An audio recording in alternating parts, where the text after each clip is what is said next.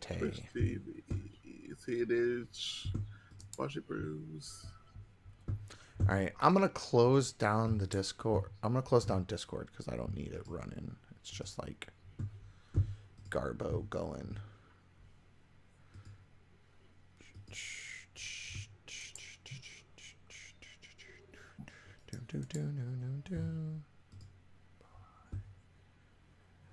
Oh boy. Ooh, your Ask a Spike video. That's awesome.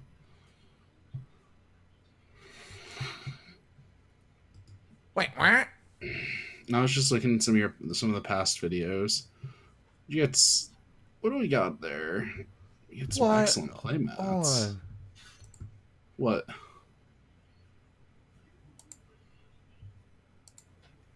Did you get kicked off again? Oh. What happened? You're live. Oh. Really? What is it, Timmy? I'll tell you later. Is it? I don't know. I kind of want to know now. Well, you can't know now because we're live. Okay. I won't get to know now. Copy. Alright. I had to refollow the channel, by the way, just so you know. Did you? Why? That's weird. I don't know. It unfollowed it. Oh. That's why I was having issues putting it in the browser. I was like, what the fuck? Oh. Yeah, I'll Hey, what's going on?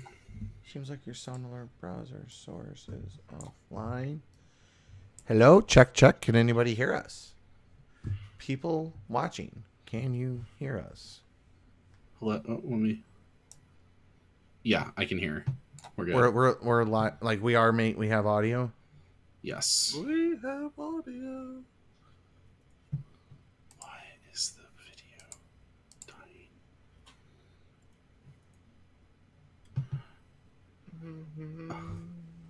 All right, I think we're good, Tim. We did it. We are live, everybody. Hello. You know, I was like, "Are we frozen?" And then I saw Jet and Sean, and I saw. If we were gonna combine Sean's name with Jet, would he be like the Jamaican Jet? The Jamaican Jete? Can we do that? He'd be Jerk Jete. Jerk Jete. I like it. Don't know if I'm a fan, but that's fine. Yeah, okay. Yes. All right. We are live officially. There we go. Yeah, no, that's odd. I posted what happened in chat. Oh. It is. Who knows? Yeah, who knows? CDH games. I think if they showed at me, I sent bad dog to Timmy. Do what? They ain't gonna yell at you. Just chill. General. Alright. Why is...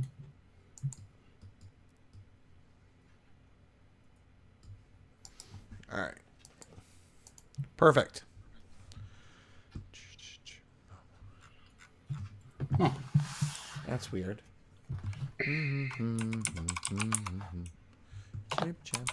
Alright.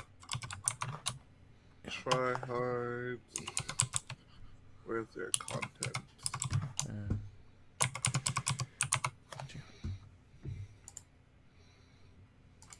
I mean, it says we're online. We are. Yeah. I just got like a pop-up.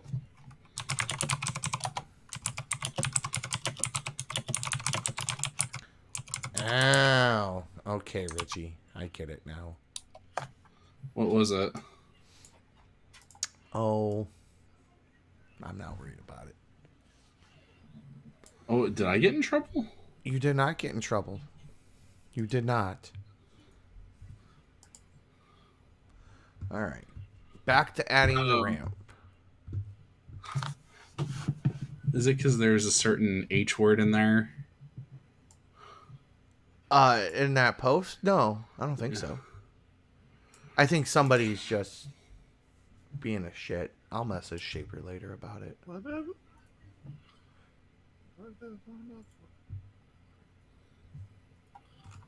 Oh my god.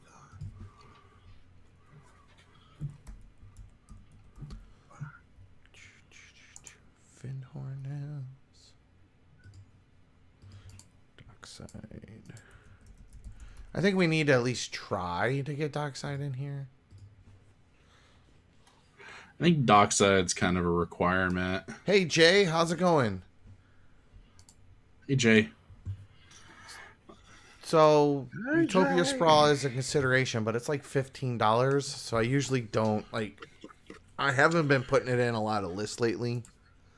Unless it's like a list that really leans on something like Arbor Elf. Utopia Sprawl also isn't super great when you can't fetch for a lot of. Yeah, we're gonna do a $500 budget tonight. We're gonna do a high power budget list. Well, the idea is maybe you can play this in your CDH budget. Like if you guys play budget, you can maybe play this type of deck too. So what we're doing is we're building a Jund Goblins list. So we're just kind of setting up right now. I'll probably wind up making a budget list version of this later. yeah, I just realized that. It was kind of a last second curveball, to be honest. It was my fault. I said for the following reasons. So Mr. Tim over here, super awesome guy, basically was just like, I'm gonna build this CDH budget deck. And I'm like, this budget format sounds really interesting because it kind of restricts your deck building. And it's on its own format, but like the concept of it, what if we took a deck that maybe is in like mid power and bring it up to high power on a CDH budget and optimize it? Like, is that viable in a format where, people are playing budget considerations? So. Right. Well, because that's one of the things, like when you play in these like high power metas, like it tends to be a mix of like casual decks and not so casual decks. Hey Josh, how's it going? It was inspired by that Facebook post. Which one? About Jund Goblins. Oh, about the new demon. No. Mine was also inspired by a deck called Dirty Kitty. Does anyone know what that deck does? Dirty Kitty. I don't know what Kurt. I think I missed that one, Josh. Fecundity, whatever that. Fecundity, yes. Yeah. Yes, it plays Fecundity. Fecundity. And the idea is whenever a creature goes to the graveyard, you draw a card. Well, Corvold and a sack outlet provides you the exact same thing. Plus, I love goblins and I love Muxus. So, since we're going goblins, should I just start throwing in the like Skirk Prospector and all that?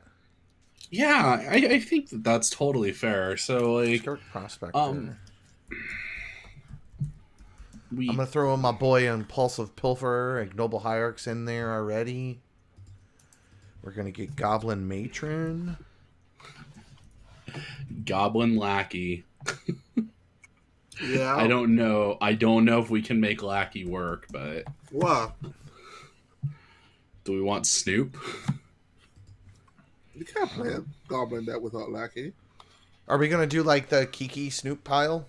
We could play the Kiki Snoop pile. So Kiki Jiki is really good when you're going off too, because you can sack or you can like make tokens to sack, and you can copy your own dockside extortionist, which is great. Are we playing the mob boss? Cranko? Ooh. So here's the good part of this. So since we're in Jund, we get a pile that we don't normally get access to, or that we don't get access to in a lot of the. Well, we get access to Skirk Prospector. I already got that in. It's Malira and the thing that you can sack to deal 2 damage. But what if I told you there's already a goblin that does that? I just can't think of its name. We're gonna have to go down to the Tana Timna Snoop pile. There's a goblin that does what? I'm sorry. There's a goblin that you can sack a goblin and deal a damage. Lieutenant? Palashik Mons. There's a black goblin. There's a 5-drop. Yeah. I think it was something Lieutenant. You can Lieutenant. Also... Yep, you're right. Yeah.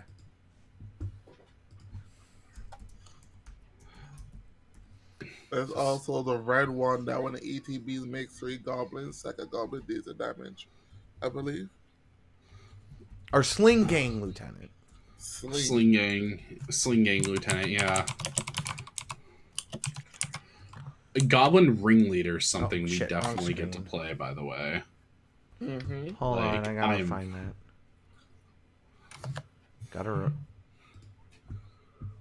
Got too many open. Let's close some tabs. Too many Chrome tabs, boys.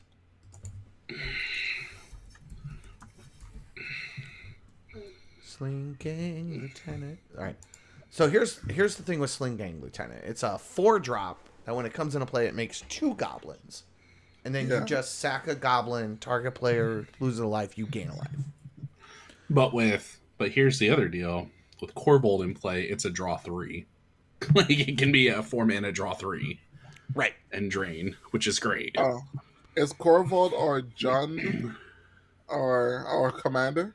Yes. Right now. So we've already got... Oh, let me drop the link to the list so people can follow along. Look at this brewing session already. You guys are fantastic. There you go, guys. So when you guys can see the deck we're working on right now.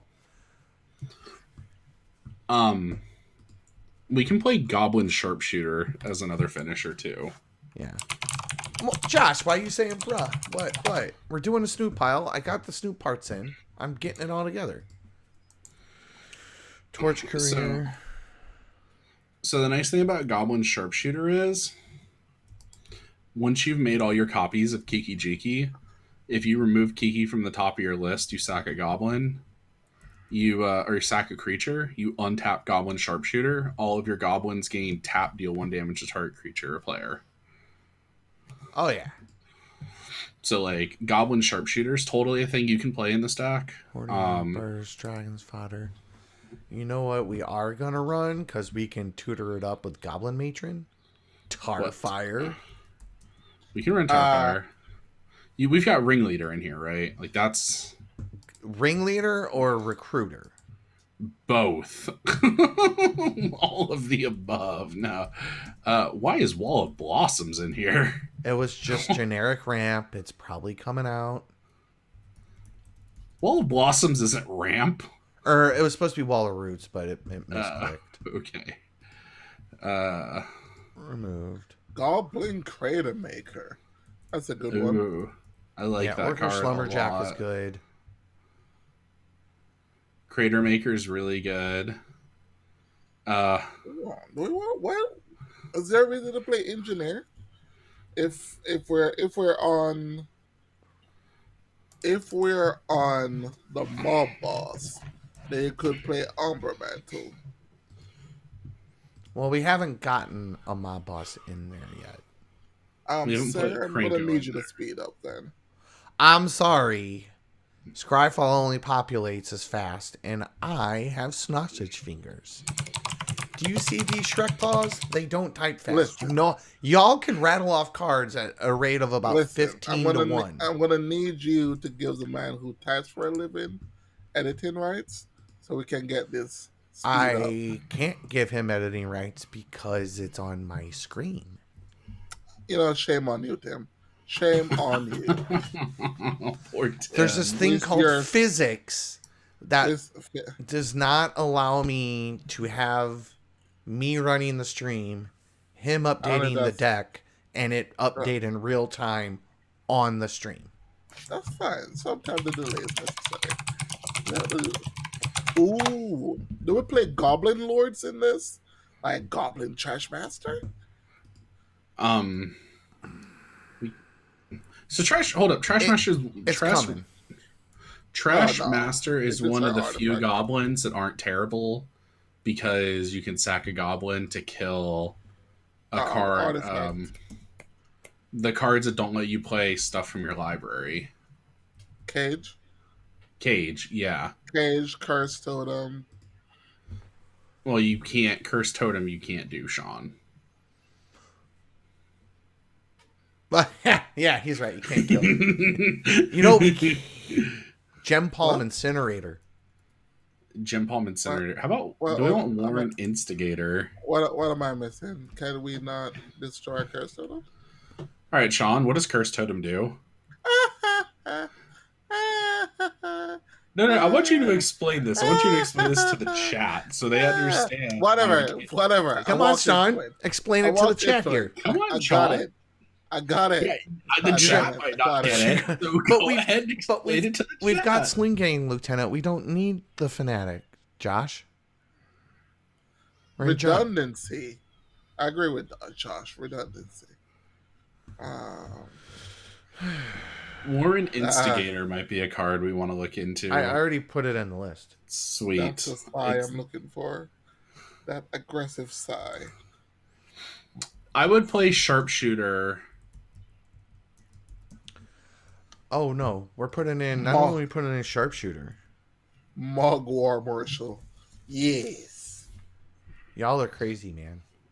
What? How are we not playing the best of the hits? Lightning Crafter. Here's what I wanted. You.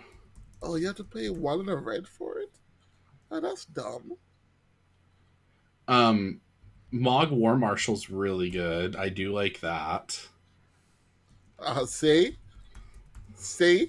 Tim. I don't hate Mog War Marshal. So the thing about Mog War Marshal. Good Lord. So just to give everyone an idea of why Recruiter is so stupid in this deck, Here, I'm gonna do this.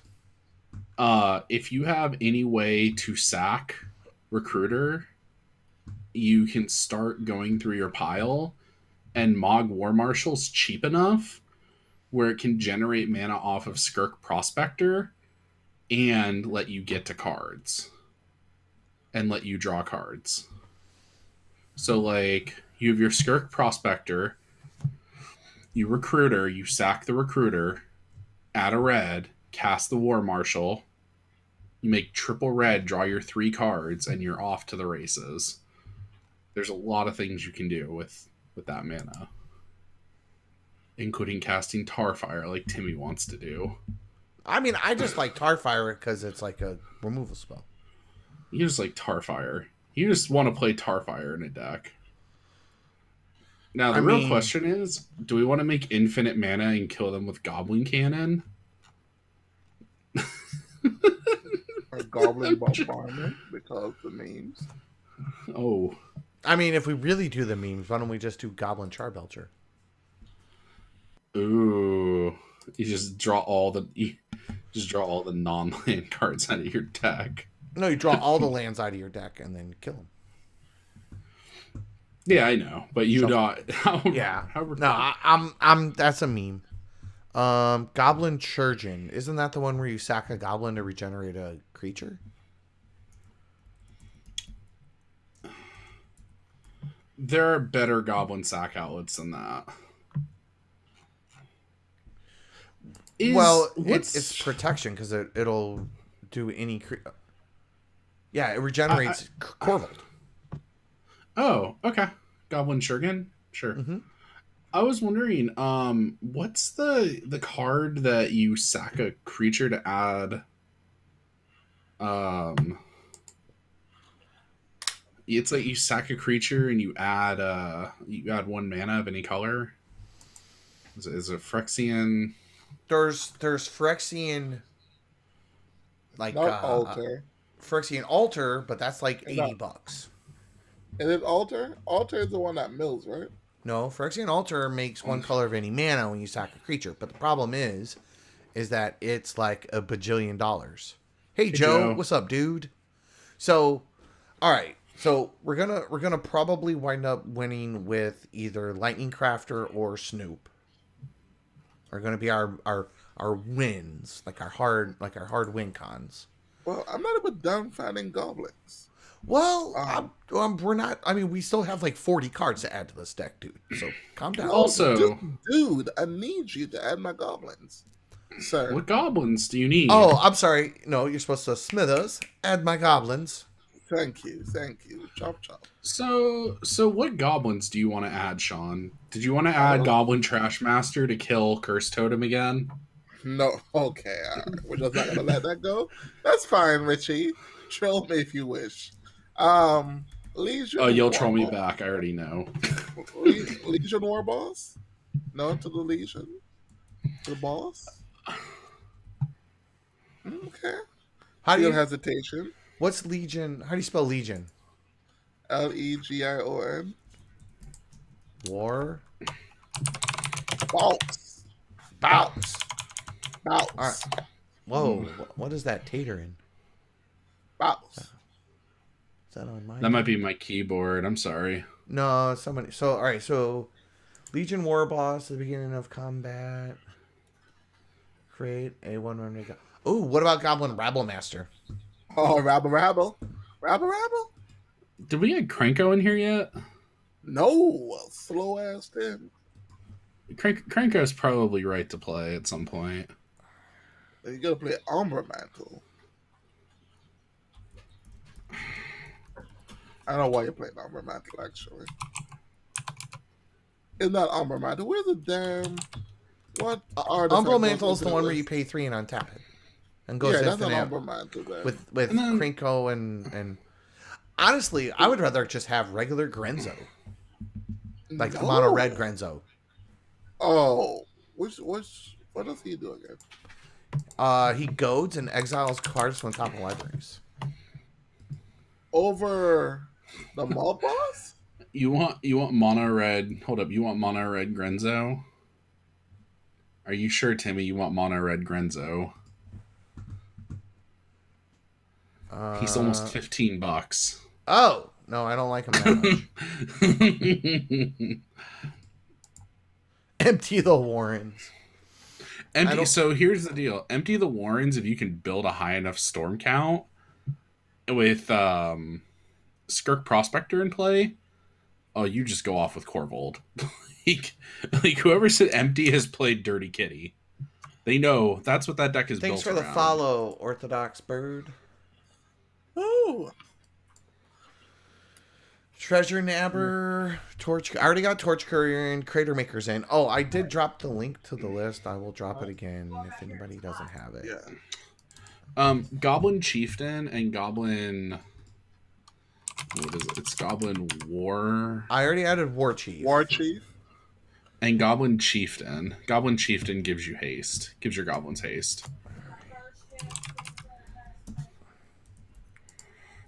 It's also gives your goblins. It's a anthem for your goblins, but it gives them haste, which I think matters. So, Yeah. Hey, chat. Are you guys? Is everybody sounding okay in audio? Because I'm hearing some.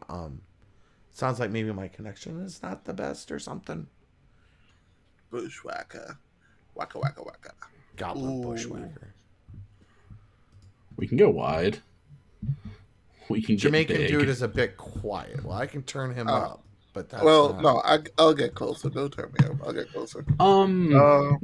Muxus is a card I love. Oh, yeah, that's actually one of the cards we meant to.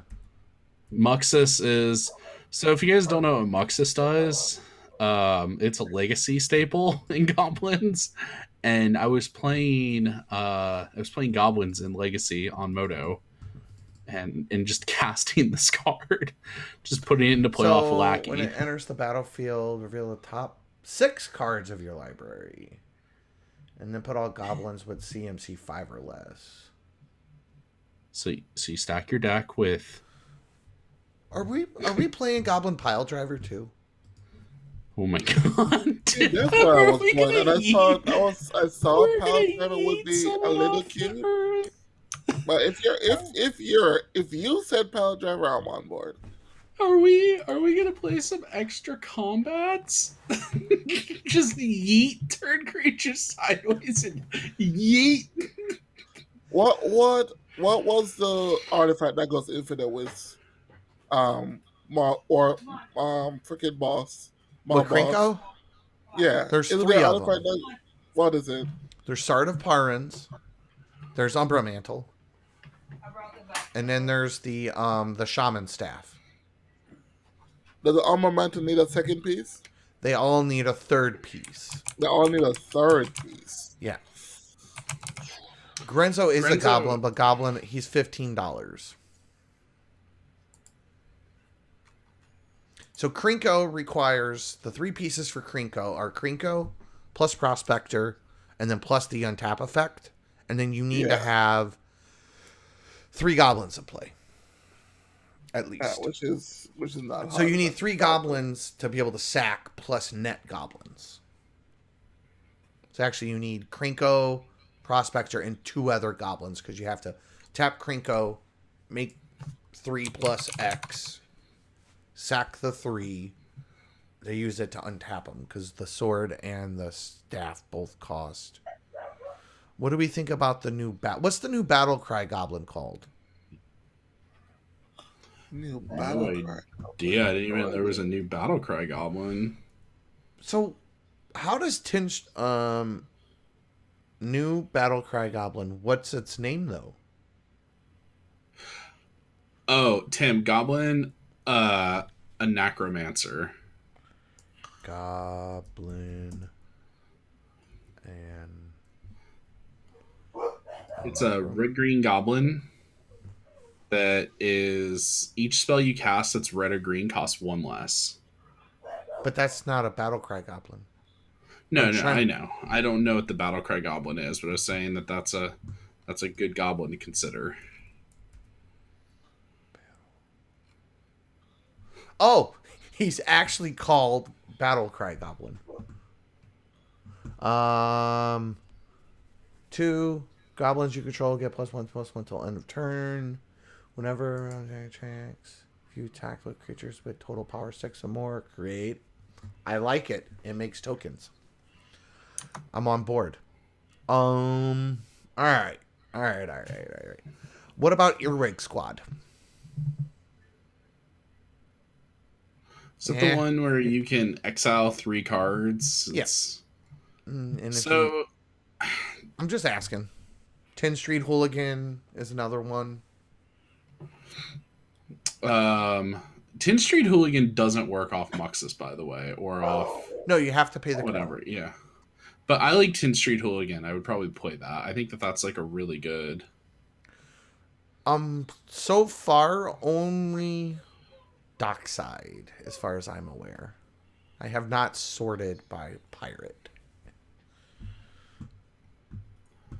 We might get there. Who knows? Or there's Goblin Tinkerer, but then it doesn't hit Curse Totem.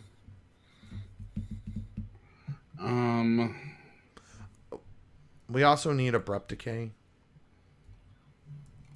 Assassin's Trophy, Abrupt Decay are all things we could play. I guess And feel about okay. If we do go wide enough, we also get the ability to tap goblins with the thing that lets you tutor up creatures. Are we playing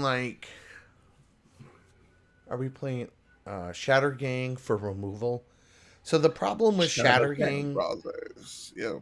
is, so the issue with Shatter Gang is that it's an activated ability, and the main thing we would need to hit if we needed that effect is going to be a curse totem because they don't really like the rest of the artifacts that are out are mostly like mana rocks and stuff, which like aren't super like we're not going to be the ones that are going to super interact with them. But Court of Calling is a good one. Yeah, Cord is good. EE is good. Wishclaw Talisman. Yeah. We can play Wishclaw this deck. There's going to be some pieces. Do we want Do to we play Rite of Flame, Dark Ritual, anything like that? Jessica's Will, Skull Clamp. Skull Oh Clamp, my god, yes. Skull Clamp. Clamp is the yes. Oh, we're clamping. Should we not? Oh baby. Oh no, I love Clamp. This might be a Cloudstone deck, is by the way. Also, Cloudstone Curio. No, maybe, No? maybe. Battle Hymn. Oh, or Brightstone Ritual. Yeah, I mean, there's like Battle Hymn, Brightstone Ritual. I'm just asking, like, do we want like that kind of red mana? Yeah, I don't think there's anything wrong with that type of red mana. We have mana sinks. Our fucking commander is a mana sink. Casting goblins.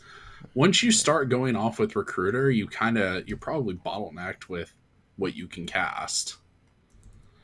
You know? Yeah. Goblin Recruiter is an incredibly busted magic card. So You already put Imperial Recruiter in, right? No, we about to though. yeah, we've got Imperial Recruiter, Mog, and is there another one we can play? I don't like the black one. I know it puts a creature on top of your deck, but I mean, that's not the worst. yeah. You can play the white version, the one that does 2 power. No, we can't. Hey, Sean, hold up. No. Oh, Time yes, out. we're in John. Okay, moving along. So, funny story. So, the great thing about Jund is that on Jund, the dragons eat goblins. On Alara. On the shard of Jund, on the plane of Alara. Like, Yes. the way that society is structured is that the goblins basically sacrifice themselves to... I do like Infernal Plunge. I think Infernal Plunge is playable. I think Infernal Plunge and the black one that lets you... Culling Ritual. Those are both fine. We're playing Culling Ritual? Well, Culling Ritual is great. You sack a goblin... I mean... No, or Culling the Culling the Weak. Calling the Weak, excuse me. You could play Calling Ritual. You pretty much follow your own board. Well, yeah, but we're not playing like... I mean, you're not playing people. I mean, that would be your only outlet. We should be probably playing Pyroblast. Yeah, we can play... I mean, we can play Vexing Shusher in this deck, too. Rhythm of the Wild? Yeah. That's a really good card. Yeah, Rhythm of the Wild's actually pretty good in this deck. Whoever said Rhythm of the Wild, that's a... I already got... If you... I posted the deck list. What's Pitless Plunderer? Pitiless Plunder. It's whenever you sack a creature, you make a treasure, but we don't need to do that. That's not the worst. This deck looks like a great ad nause candidate. Goblin Nause Storm. Gobble Nause! That could be... You know what? That could be a really good meme. I love this.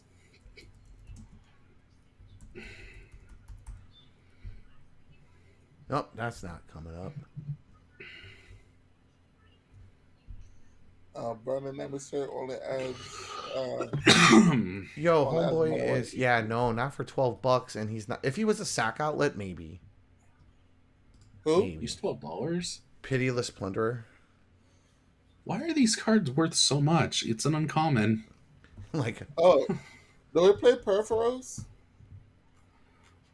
No. You know, I heard judgment in your voice, but I'm not going to even cut. That's because it was judgment in my voice. Listen, why do we not play Perforos? We make tokens. Because we got goblins that'll kill people. Oh my god. Such a Oh my god. I just want to play mid power. So bad. I'm surprised you didn't try to put How is Perforos in that not your. even a mid power deck? I was gonna put Perforos in it, and I'm not. So don't shit there and try to test me. I'm just saying.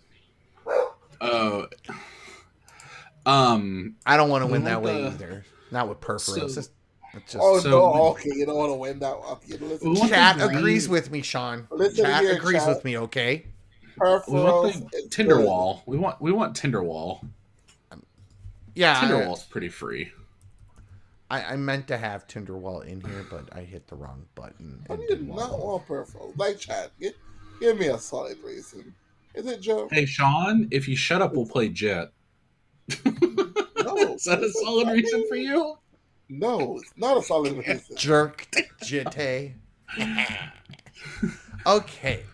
So, So the reason why you probably don't want to play Perforos is like at that point you're just casting. You're going to be casting Corvold over Perforos.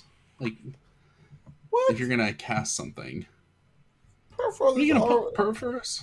Listen, Corvold is already on the battlefield. Is it? Is it not? Corvold's 5 mana to cast, Sean. yeah. Yeah. Oh, we're just gonna have Perforos in hand and cast him on curve. Okay. Yes, yes, Well, I people. This is mean, how what magic are we works. what are we getting Perforos in there for? I don't know. Cause he's good. Is he? Is he not? He's a thing. Oh, You okay. can He play became you a can thing. play You know him. what?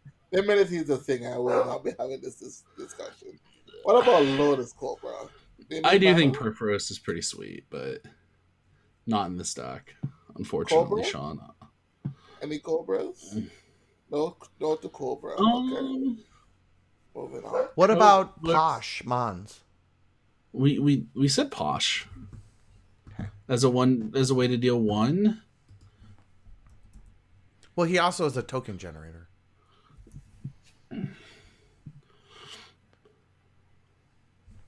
I mean, Ooh. Cool play Mana so Echoes. so you also have a Hulk pile in here, by the way. That's all goblins. I don't know if you know that.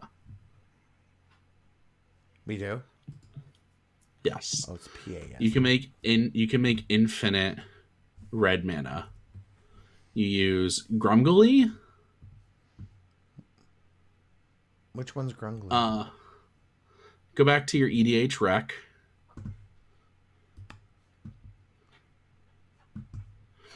Sean, I'm telling you, we might have a Hulk pile in here too. I know you like Hulk. I mean, is it your Hulk pile, your Snoop pile, anyways? Could be your Snoop pile, but it also could be Grumgully. Each other non-human creature you control enters the battlefield with a +1/+1 counter on it. You have the Persist Goblin that is 2 mana, and you have Prospector. You literally can make No, there's no. infinite. The Persist Goblin is 4 mana. No, it's not. It's 2 for a 2/2. What's it called? Because if it's Murderous Redcap, it's 4. No, it's not Murderous Redcap. It's called Putrid Goblin. Putrid Goblin.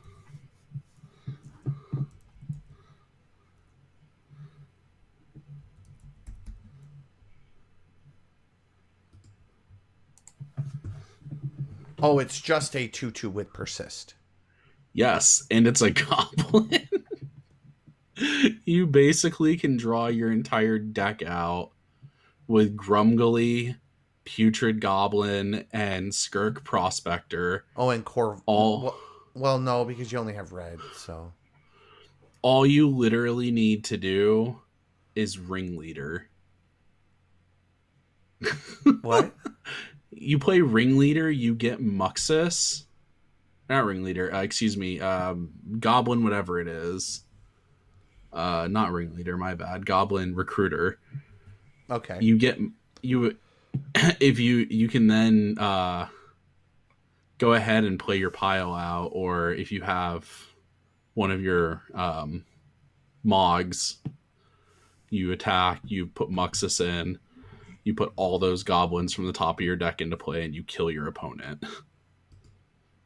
Because you literally have a kill pile with Posh and that thing. Or Skirk, whatever. Grumgully and that Persist guy. So are we taking the Lightning Craft route then? I think it's. I feel like the Persist guy is probably good. What's the Lightning Crafter pile? So Lightning Crafter pile is Crafter, Sharpshooter, Kiki. You make a copy of Crafter, it champions Kiki Jiki, and then you kill it on tap kill Sharpshooter. itself, and then the Sharpshooter on taps. Yeah. I mean, that's pretty free. That's like 2 different win piles you've got. And they layer pretty decently. I mean, they're all revolve around Kiki for the most part, but... This one doesn't revolve around Kiki. This one's kind of nice. It revolves around the Goblin Sling, whatever. Sling Gang Commander. Or Sling Gang Lieutenant. Yeah. Grumbly, Putrid Goblin, and Sling Gang Lieutenant all work. No, so Sling Gang Lieutenant is 4. Oh, I was going to say... I don't know. Sean, are you okay? I think we lost Sean. Sean! He's gone. Sean... So, actually, wait a minute. If you play... Oh, God, what's the other... So, Grumley's 3. The other goblin is 4, and then is 5, and then the prospector is 6. So that gives you a sack outlet, infinite red mana. Yeah.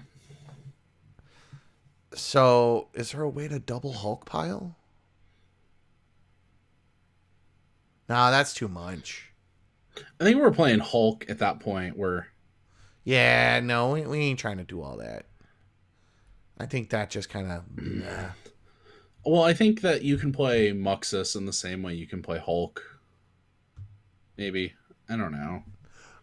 Well, I mean, so what you can do is you can play Muxus or Recruiter into Muxus, and then Muxus just shits out your whole pile. We also need to add Vexing Shusher. Did not add Vexing Shusher.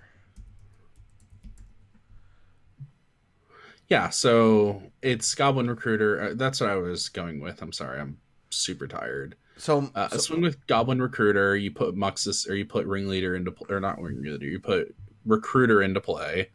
You stack your deck. Yeah. You draw Muxus. You attack again. You then put your win conditions into play, and you actually get to put 2 separate win condition piles into play, which is really funny. Like you put. Because I think it's your top 6, and these are all 3-card piles. Right, they're all 3-card piles. Well, I think they're 4-card piles, but yeah. Because you have to have the one give it haste. No, the Grumbly pile, you don't have to have haste. The Grumbly pile, you don't, but the Snoot pile, you do. Oh, yeah. Do we, So, what is Battle Cry? So actually, at that point, so do we add Grumbly? Yeah, I think it's fine. It's a combo piece. It's a fine combo piece. Come on, Grumbly. Oh, Grumgully. Grumgully, okay. It was just grumbly. It was a grumble. And then there is Murderous Redcap, too. Yeah, you can Redcap pile people. But we also just have Sling Gang. Well, but the thing is, though, is like... So I mean, Grumbly with the Redcap gives us like a kind of a redundant pile. Mm-hmm. So we should probably just go ahead and add it. I guess what I'm saying. Because it triggers. Sure. Because it triggers, and then it's also like built-in removal. Sure. That seems fine to me. Murderous red cap. I love red cap. Yeah. So, and then we have like the impulsive piffer as part of like a goblin like a ramp package. We've got dockside. Let's see. What's Scuzzback Marauders? That's a 5-mana 5/3. No, that's. I just want to see what it does.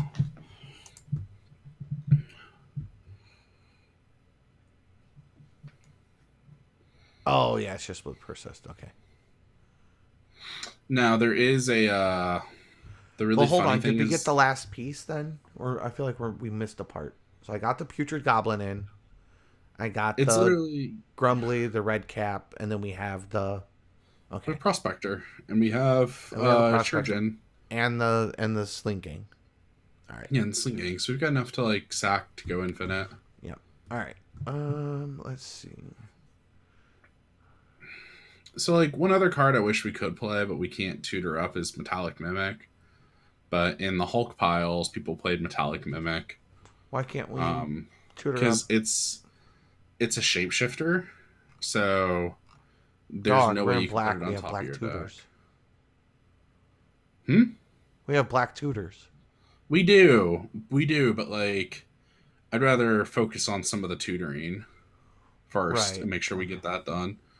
We have a lot of budget to play with. Mm-hmm. Oh, we're gonna upgrade this bitch. Don't worry. Yeah, like, and we have some cards that are expensive that we might not need to play. So I mean, there's a lot of things going on. Chain whirler.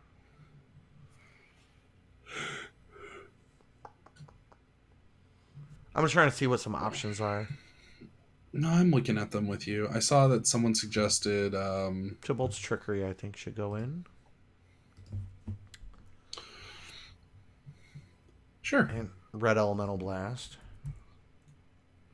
All the blasts and probably all the green the stuff that says stuff can't get countered. So we've got Red Elemental Blast, Tybalt's Trickery. We've got Veil of Summer. I'm so surprised that card is as cheap as it is. Veil of Summer is $11. Yeah, that card should be like, you know how Pitiless Plunderer is 14? Yeah. Veil of Summer should be like that. Do we want to run Duress? I don't see why not. I think that's fine. I think Duress is cool. I think Cabal Therapist is fine in this deck. Food Chain Squee.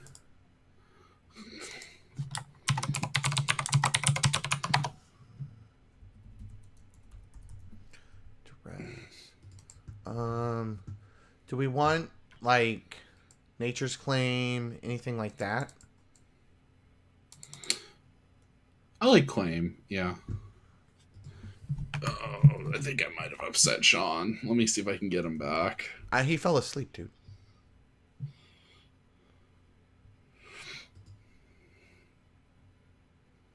He like legit fell asleep. I heard him snore. Did you meet him? No, he fell asleep. Oh, yeah. Sean. You should give him a call. We'll try. See if I can. Let's see. Let's give him a call. Here we go. Yeah, we're gonna call Sean live. Yeah.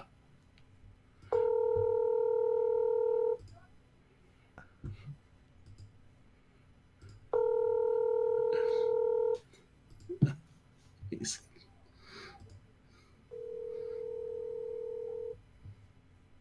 Nope, no answer.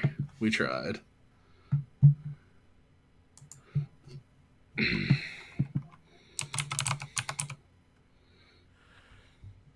Don't leak his number from the voicemail. Hi. That's what I made sure. That's funny. All right. So we're at His 92 doggy cards. needed to potty. He'll be right back. Oh, is that what he said? Yes. Okay. So Oh. we're at 92 cards. We are at 28 lands. We have 41 creatures. I really, really, really wish. This is where I wish. So we need more tutors. Cradle was cheap. So the tutor package, like our creature. So the nice thing is our creature package is kind of redundant. Now that we have 2 different waves, we can totally look into playing something like Tainted Pact. We could probably play Diabolic Intent. Diabolic Intent if that's cheap enough. So Diabolic Intent is $30. I'd rather play Demonic Tutor. It's a little bit more expensive. It's just a better card. No, I agree. Like at that point, Demonic Tutor. Yeah, it's like $3 more. Gamble. Gamble's cool. I don't have a problem with Gamble in this deck. We're goblins. We gamble. No gamble, no future. Let's play Eldritch Evolution, perhaps. Look up. Let me see what this I don't think is. that's bad because so we can trade up all of because there's enough goblins that we can trade up. Pyre of Heroes.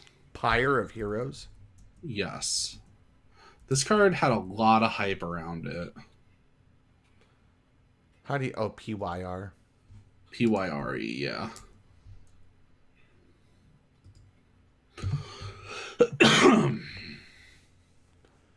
Sacrifice creature, search the library for a creature card that shares a creature type with it. Current mana cost equal to +1. So it's like a bad birthing pod. But it's 2 less to cast. It's one less to cast. Is this a birthing pod deck? Are we potting? Like, I mean, I'm just saying with that, I think birthing pod would just be better because I love birthing pod. You know this. Yeah, I think Pyre's too slow. I think we would run birthing pod over that because birthing pod is only 1 colorless more to cast, but we get that colorless back on activation, and we're not restricted by creature type. Okay, let's do birthing pod. I'm good with that. We can try it. Oh, how is Pyre too slow? It's not that it's too slow. It's 2 mana, but like it's. I don't think Phyrexian mana makes it cheaper. I don't think it's. It's the same. It's the same. It's just all the upside. So pod costs 3 to play and 1 to activate, and you're not restricted by creature type. You're only restricted by CMC. Whereas Pyre, you're restricted by CMC and creature type, and it costs the same mana. Oh yeah, the creature type. But we're a goblin deck. But yeah, I get that.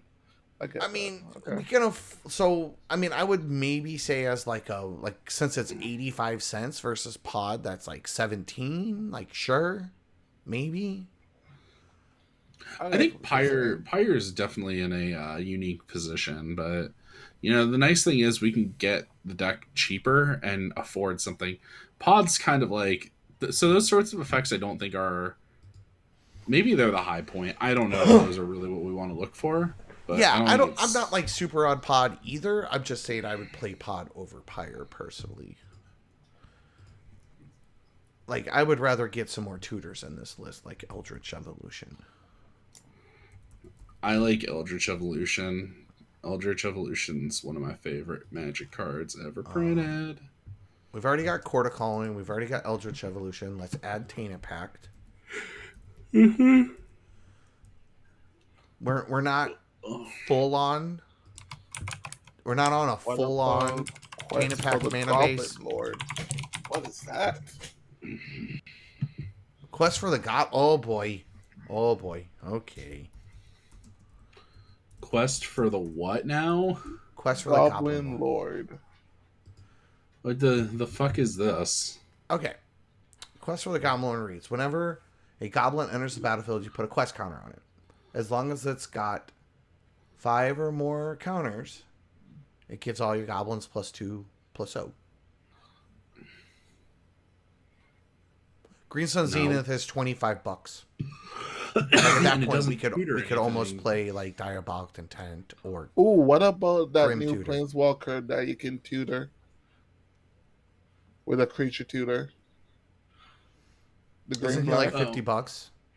Oh, No, is it that much? It's a 1/1. When it's a bug, it's like $10. I don't remember what it's called. As in But frog? is it? Oh, yeah, it's a sack outlet. Is a yeah? Grist No, it's is a kill. It's a kill spell on a stick. I'm not. I don't know. Like, are we looking to do that? Oh, I don't know. I mean, I don't really know what creature holds this deck, anyways. So probably not. Limvala. Yeah, Do we it's want just to a creature. play? It's a creature removal on a planeswalker. That's Do all. we want to play Yeah. Insidious Dreams? What is? What? Why? Insidious Dreams is the search your library for X cards and shuffle and put those cards on top of it in any order. It's as an additional cost to cast the spell, you discard X cards. It's a it's a second Goblin Recruiter. So we'd have to do Goblin. You can Insidious Dreams for 4, and then your Muxus comes in and puts all of your stuff into play. Grist, yeah, Jay. I believe it's Grist. Yeah, Grist It's is its Grist. name. Grist the Hunger Tide. I mean, this is just a 2 cents. Nothing to. I'm just trying to think. Coat of Arms? No, we don't need any of those. I don't think. Coat of Yeah, Arms, like- Vanish's Banner. I don't think we need the pump effects. I don't think. And well, we've already got some, like in the form of like the Scrap Master and all the Trash Master and all that. There's the other one that gives haste. So, all right. So I'm gonna put Pyre in the considering, and I'm gonna put Goblin Lord, Quest for the Goblin Lord, and considering. All right. So we have Goblin Matron. So, I mean, to be honest, looking back at the Oh, did we put Wishclaw in there? I did already add Wishclaw Talisman. Okay, cool. I'm looking for something specific that I can't remember the name of it. There's that 4 mana non-goblin card that lets you put a goblin, search your library for a goblin and put it into play. It's from Portal. Or not Portal, from Mercadian Mask. It's part of the the Merfolk I actually one. think we should probably play the Bogart Harbinger. The Harbinger that puts it on top. We could do that. Yeah, so here's why. Because a lot of the combos that we're playing require us to put, like, we want to be able to set up things to the top of the library. Quick question, guys. What's up? Are we now playing that Goblin when Oda plays? Or that creature when Oda plays that tutors goblins to the battlefield? By paying X? Shared Summons, Deadly Dispute. I don't know what it's called. I don't know what Yeah, it's called either. Can you look up Winota and tell me? Yeah, I got you. Sweet. I got you. I mean, anything that lets us put goblins into play. Someone's gonna be yelling at us. It's like, what the fuck are you guys doing? That's Not why I knowing said your we're making a high goblins. power deck. Not knowing your goblins. I'd be interested to see how this does in a powered format. Like, you kind of are all in with goblins. I mean, we're definitely Fiend Artisan. Oh, Fiend Artisan, that's a good one. Is That's a good suggestion. Yeah, because that one tutors your sack and pay, I think. Yeah. I like that better than Birthing Pod, honestly. Fiend Artisan is a good ad. Good suggestion. Good suggestion. You have to pay sack. Yeah, you can I You think don't have anything shit. that lets you.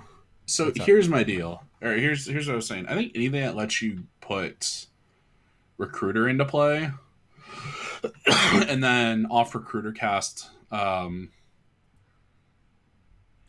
goblins. Mm. Like if all you're doing is you're casting, um, oh, what's that stupid goblin that makes treasures? That everyone plays. Dockside? Dockside, yeah. You basically can recruiter to put Dockside on top and whatever your other pile is, and then you can start just drawing that pile off of Dockside and casting it too. So like there's a lot of like that's why I think putting recruiter on top is or getting recruiter into play is a big deal. I don't Because think we need the lightning crafter. I don't think we need it either, but it was your cute card and I didn't want to No. I cut Um, you mean, off being cute. well, it's not a goblin, but it tutors goblin. It's mug catcher. Mog catcher, and you pay 4, and it. You Pay pay three. for three Oh, to is it tutor for the cast.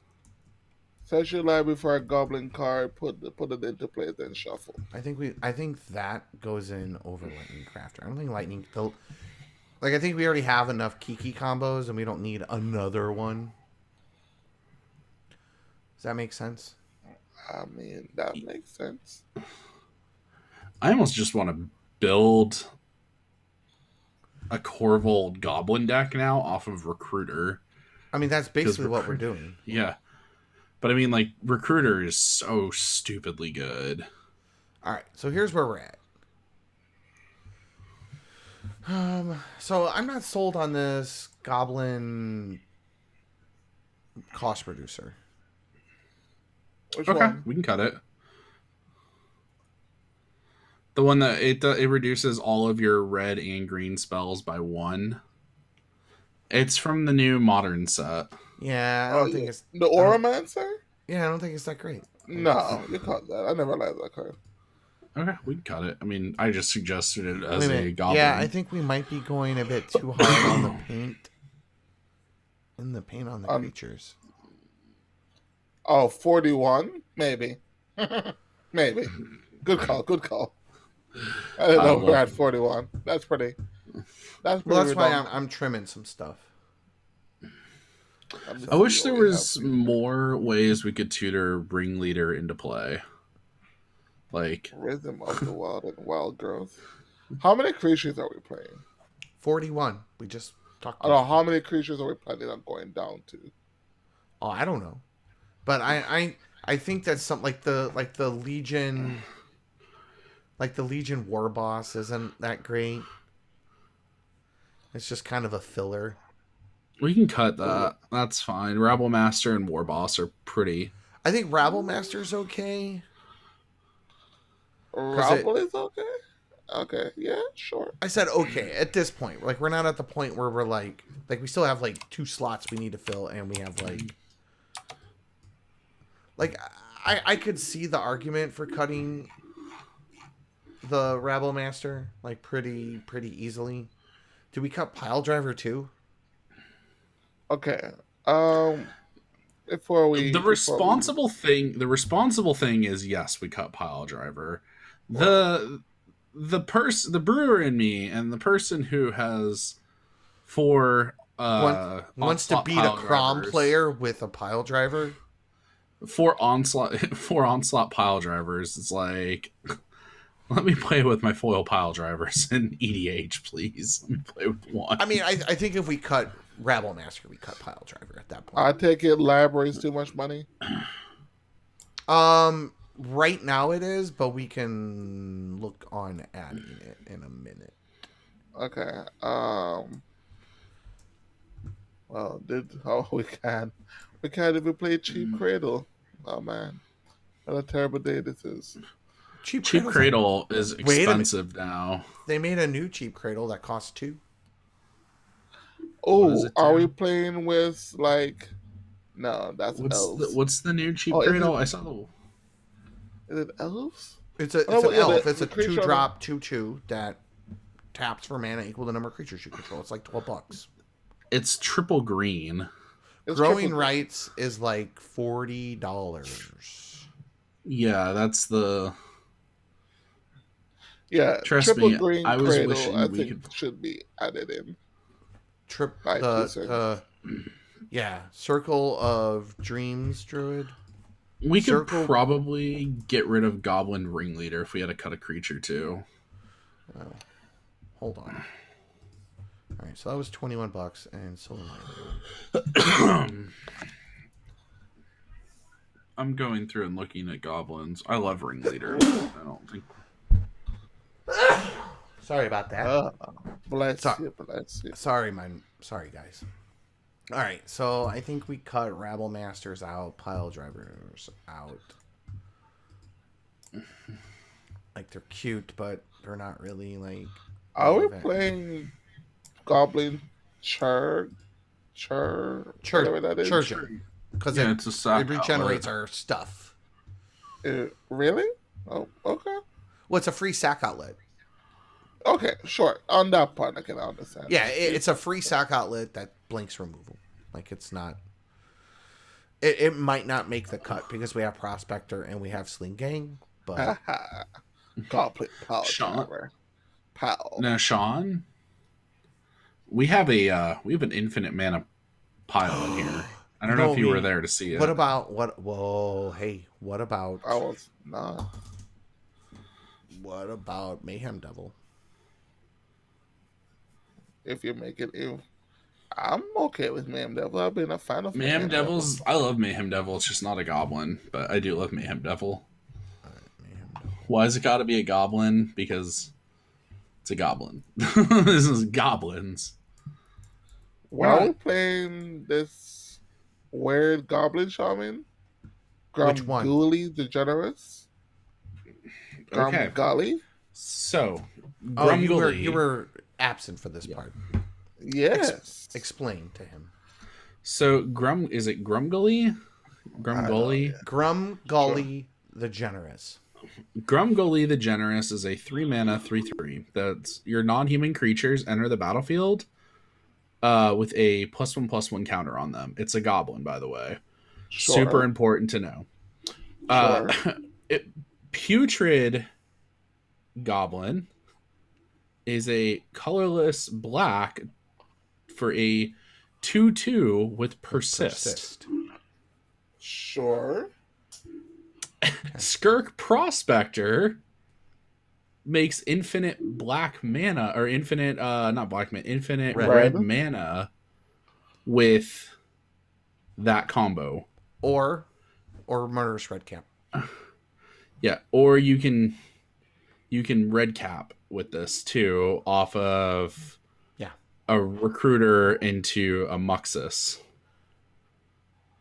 Okay, so we're not playing Hulk? That's where we're getting at. That's what Okay.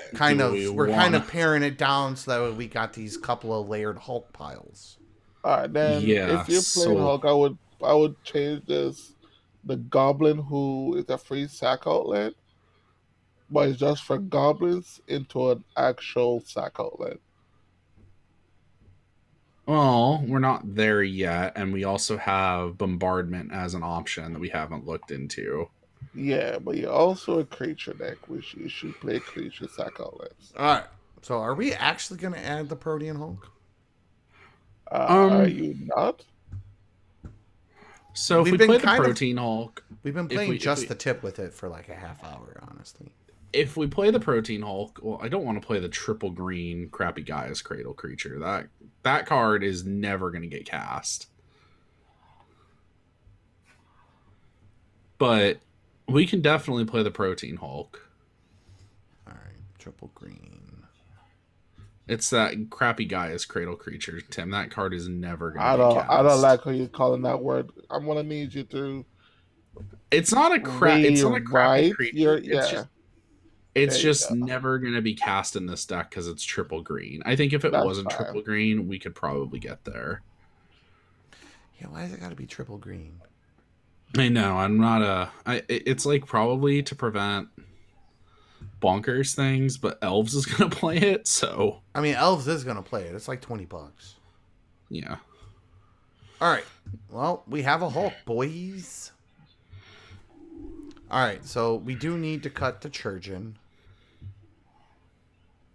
Do you want to cut the Churgeon for Viscerus here at this point? Do we want Viscerus or do we want the one with the 1/1 counters? It don't matter to me. So, does Both are Carrion the Feeder same. have any other uses in It the stack? cannot. It cannot block. It just puts 1/1 counters on itself. It just gets huge, like my dick. Okay. I mean, if you want a big dick, go for it. Or would we rather Scry? Which works with Corvold a little better.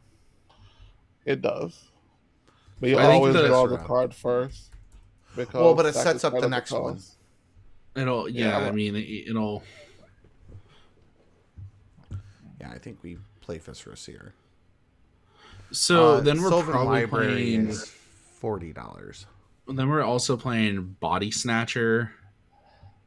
No, because of one Hulk pile, you don't have to get two. Well, you only have one Hulk pile to make infinite red mana. We have not discussed adding a breach yet. If you wanted, we're not going to play Breach. This You deck's can't too play creature Breach, heavy. no. I'm sorry, guys. It's too creature heavy. So one of the ways you can reduce the cost in the Hulk pile with Grumly is you can play the 2 mana dude who you choose a creature and your creatures come into play with +1/+1 counters for the chosen creature. That gives us 1 extra mana to play with in the Hulk pile. So I don't know if there's another 1 mana creature that is really good here. Because you have your sack outlet. So you gotta come up. You gotta tell me the names. Describing me what it is, and I know. I gotta go find without it. a name, I can't put it in the search bar. And current Hulk pile at the moment, the current Hulk pile without the onboard sack outlet doesn't win, correct? Cause it's 3, 5, and 6. It's Gromley, Putrid, whatever. Well, no, there's the Snoop Hulk pile. Oh, you have 2 Hulk piles in here. Okay. Well, we have like 3 actually. Yeah, we do. We're a little crazy. So we have the Snoop Hulk pile, which is Snoop, Ringleader, Torch Courier, and then we have 1 extra mana worth of shit left over, which would probably be the Prospector. Oh, then you definitely don't need a Body Snatcher. Whatever piece you're missing, you pivot to the other Hulk pile. Yeah. You don't need a Body Snatcher. It does. I'm asking you, Sean, is there a 1 mana creature that if we have our Putrid Imp, sack outlet, and a way to give a 1/1 counter to that sack or to Putrid Imp every time it enters the battlefield? The problem with Breach is we're not playing all the enablers to like mill out our library, like Stitcher and all that. I don't think so. That gives a creature a +1/+1 counter. For fuck. It's like all right. Something I'm pulling automaton. Sharpshooter from this list because we don't need it. It's not actually part of any of our piles.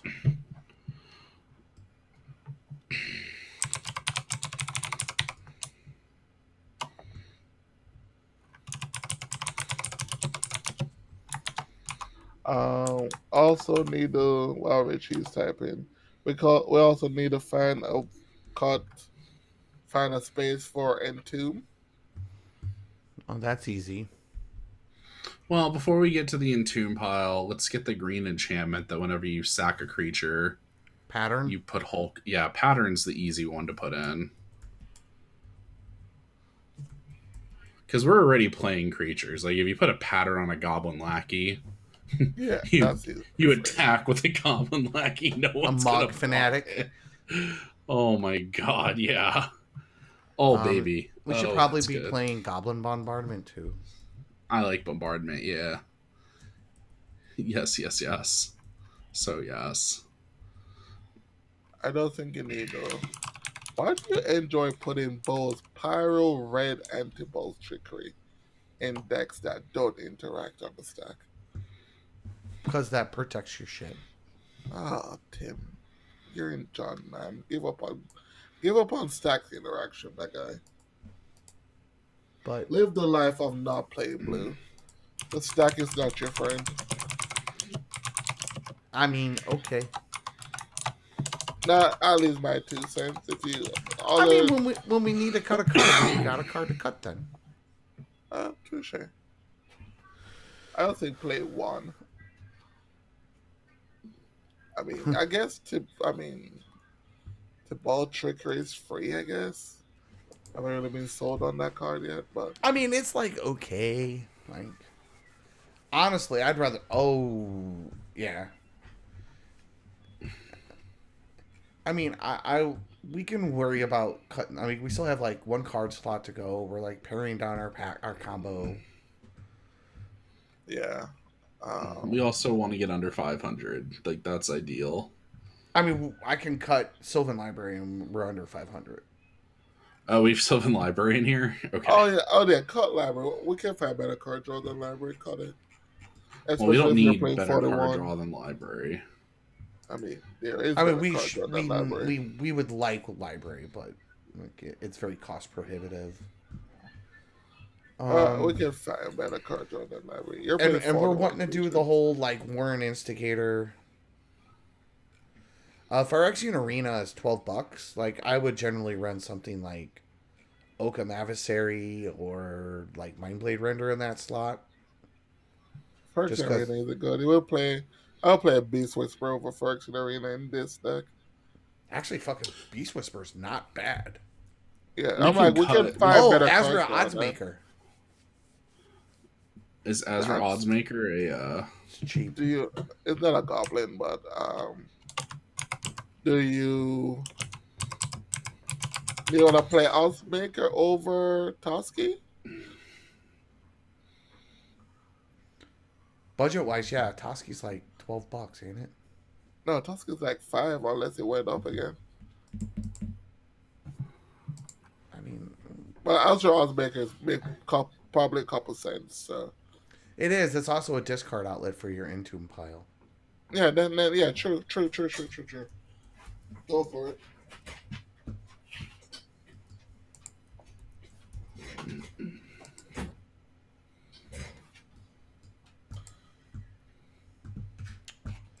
I like the Azra Oddsmaker.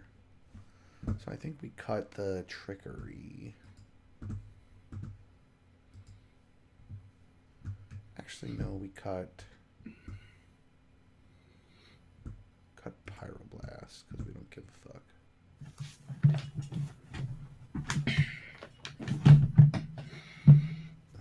And we keep Red Blasting and Trickery. I always like deflecting SWAT a lot. But Yeah, it's just $30, and we have a 5-drop commander with no Oh. focus. Do we want to cut the Pyre? Oh, that's in the. I already considering board, trimmed it okay. out. So like at this point, I'm trying to think of like cheap filler cards. Birds is okay. It's $10, but like, just give us better mana. So we're already running Birds- Finhorn. Oh, we don't have Landwar Elves in here. I think birds. The reason I like birds is it's just a good way to fix your mana, and it's Yeah, cheap. it is. I'd It's rather ju- play birds over the planeswalker. Like, I don't like that planeswalker that much. I don't know why. Considering Birds is in Landwar Elves. You could also, if you want to, at this point, we could probably cut. Yeah, Goblin Elves War of Deep Marshal. Shadow's already in. What we could cut? What, Richie? We can cut Goblin War Marshal at this point, probably too. It's whatever. I think that if we're gonna play the treasure guy, we don't Dockside. We don't need to play War Marshal. The only nice thing about War Marshal is that you can make the triple red if you need it. Mog. War Marshal. More, yeah. I don't know why Dockside I doesn't kicked always from make that. mana. That's weird. Over, What's wrong, you Sean? had it, yeah. It disconnected me for some reason. Oh. All right, so Mogmore Marshall's out. We still got a ringleader in. We can cut the Awakening ringleader Zone too. is just like Awakening Zone is kind of like more of like a mid power card. than more of like a high power CDH, to be honest. Because I the mean, like, so one of the things you got to keep in mind when you're playing like in more of like a CDH style format is that the turn count isn't as high. So like things that are going to give you like recursive value kind of don't pull as much weight as they would elsewhere. Like I would like to put in Jessica's will or but like finding the slots for it and the budget is a little hard. I mean, we still need to like find some slots, anyways. I got I two mean, slots open. We just got to find budget. so is Entomb not playable? I mean, Entomb is playable, but we're at 500 and we still have 2 card slots to fill. Okay. Also, how many reanimation effects can we fill in? Reanimation. So the thing is, if we're gonna look into reanimation, that pile we have to cut $50. Wait a minute, what's that new Entomb called? It is Unmarked grave. Unmarked Grave. How's that sound, Sean? I mean, that's fine. Is it an instant? I thought it was a sorcery. It's a They're sorcery. both sorcery. Yeah. Can It's $1.42. And how? what? What's Entomb cost? 15. Oh, for real? Damn. Yeah. Well, okay, 15's not a bad hit compared to some other things. But if we're gonna look at Oh, running Entomb's something 23. like, My bad. well, if we're gonna look at running something like Entomb, we have to kind of look at our priority of tutor effects that we have, Yeah, that's and what I I was don't, looking at. Yeah, and I don't think that's we what necessarily do the whole reanimator line is the problem. the thing that I don't hate about the reanimator line is like I really do think the power in this deck is behind Ringleader. Like I think Ringleader is going to be really busted in this deck, and I think that Hulk is also really busted. The thing with Ringleader that I like is you can pivot to cast Ringleader to set up everything you need.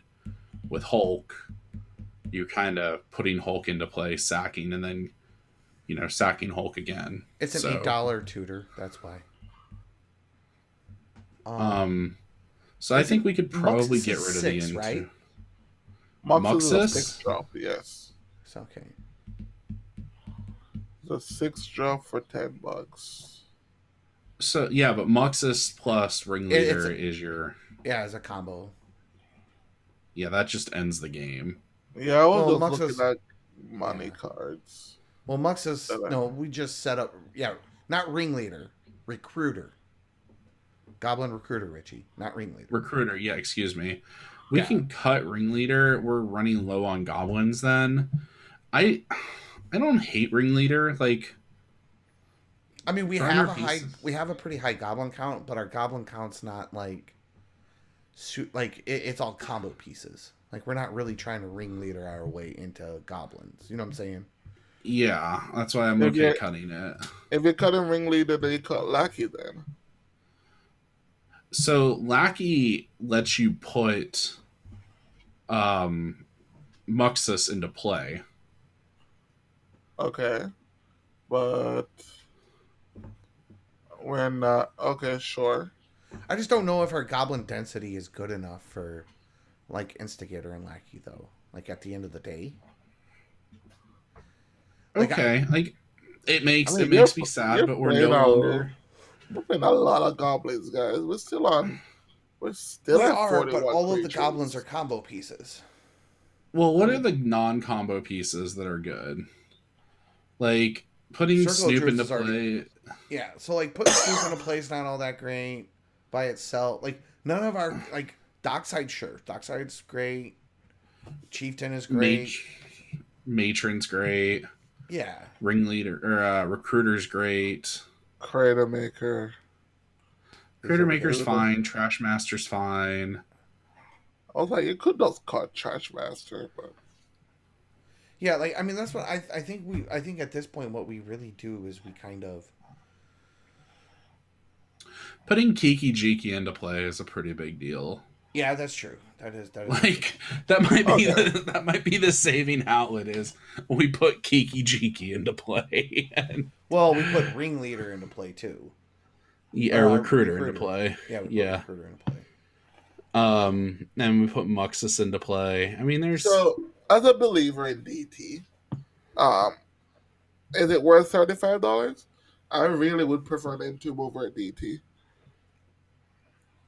I think Diabolic. I think Demonic Tutor is way too important for consistency purpose to ever. Is it though? So let me cut. If you have an Entomb, the only thing you can do with that Entomb is you can Entomb Hulk. Which wins the game, correct? No, because you also then have to have a reanimation piece, and we haven't even gotten there yet, and those are expensive, so we have to figure out if we can get there. Man, you can play. You don't have to play actual reanimate. But if you play Demonic Tutor, you can go and grab your 4 mana thing to put it on a creature and sack that creature to grab Hulk. Yeah, we know what DT does. So that's not the problem here. No, the problem is a cost benefit analysis of the price of the card versus the value in the deck. Like Dockside is worth it at $50 because it essentially enables a bunch of combos. It's a big burst of mana. It's low CMC. Cast Corvold. Right. It's a combo enabler with Corvold and Mayhem Devil and like some other stuff, but like also at the same time, like Demonic Tutor's really good. So Sean, what he's trying to say is that like cutting Demonic Tutor for Entomb means we have to add in all of the other reanimator things that go with it. And that is going to be way more than the money you're pulling out. Sean? I think he answered his phone. Of course he did. All right.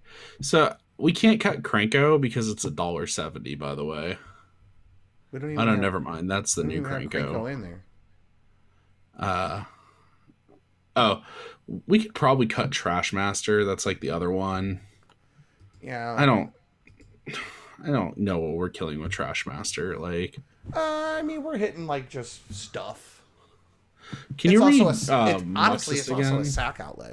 Do what? Yeah. Can you read Muxus again? I want to make sure it plays around. All right. Muxus reads.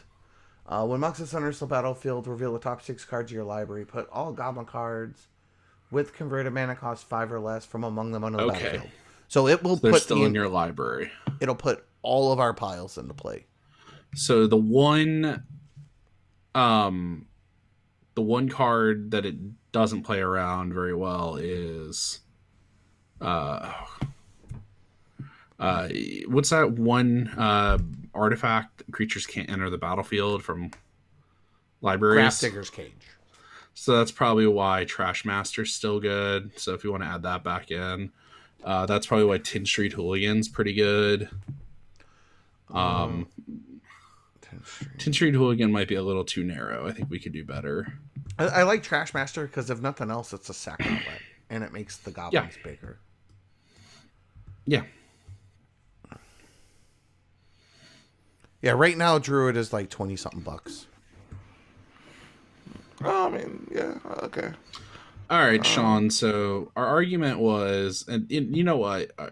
The argument can go either way, but the argument is that if we're going to play the reanimation stuff, like, we're going to have to add in, at the very minimum, we're going to have to find 4 slots to cut and add stuff in. And about $50 minimum worth of. And budget. It's going to be, and we're going to have to, if we cut Demonic Tutor, but the other big problem is, it's also just, it narrows down the options you can do. And so here's my thing. Why does it have to be $50? Well, let's go look at the options. I'm looking at that right now, and I'm not seeing. $50. So Entomb is 30. There's 20. Entomb is reanimation effect, not Entomb. Okay, so animate dead. It's is like what? $4. $4. How much is Yes. Dance of the Dead? Looking at now, $8. Okay. How That's much is $12. Necromancy, which is the one you want? No, I know the price, Tim. Like, I'm not being an idiot here. Like, I get the price is a problem. What? You're not gonna pay the best for it. And Necromancy is 13. So how much is Shallow Grave? It's not cheap either. I'm PG on everything, please.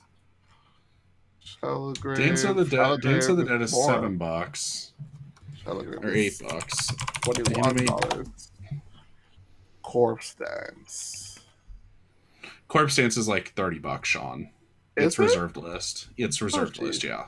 That's why Shallow Grave is also expensive. They're both reserved list.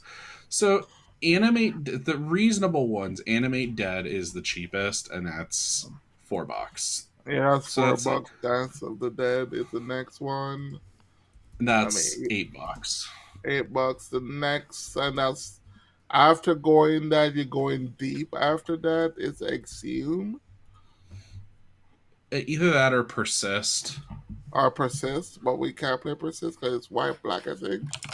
No, Persist is mono black. It's a new one. It's yeah, it's colorless black. It's $1.37. It's return target non-legendary creature card from your graveyard with a -1/-1 counter on it. It is good with only Hulk And Muxus. You can't return Muxus. We can't return Muxus. We also can't unmarked grave Muxus either. No. But we can entomb Muxus. Yeah. I guess Persist. How much is Persist?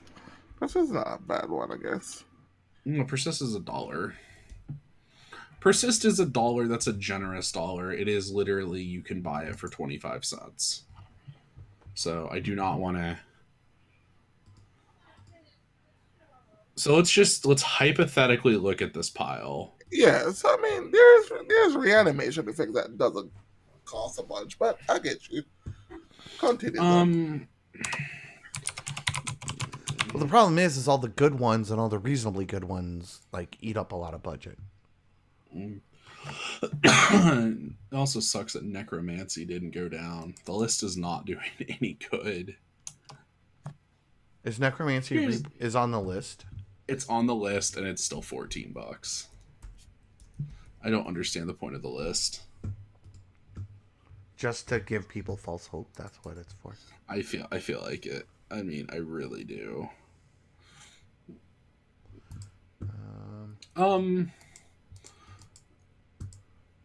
So traditionally, Corpse Dance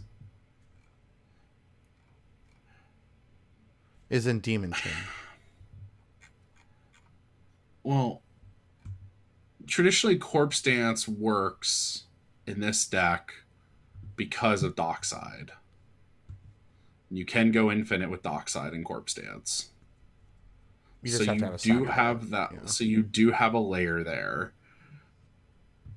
Corpse Dance is, I don't even know what the mid price is. What's the market price showing for you? 37 $37.40. So Corpse Dance is more than Demonic Tutor. And the thing is,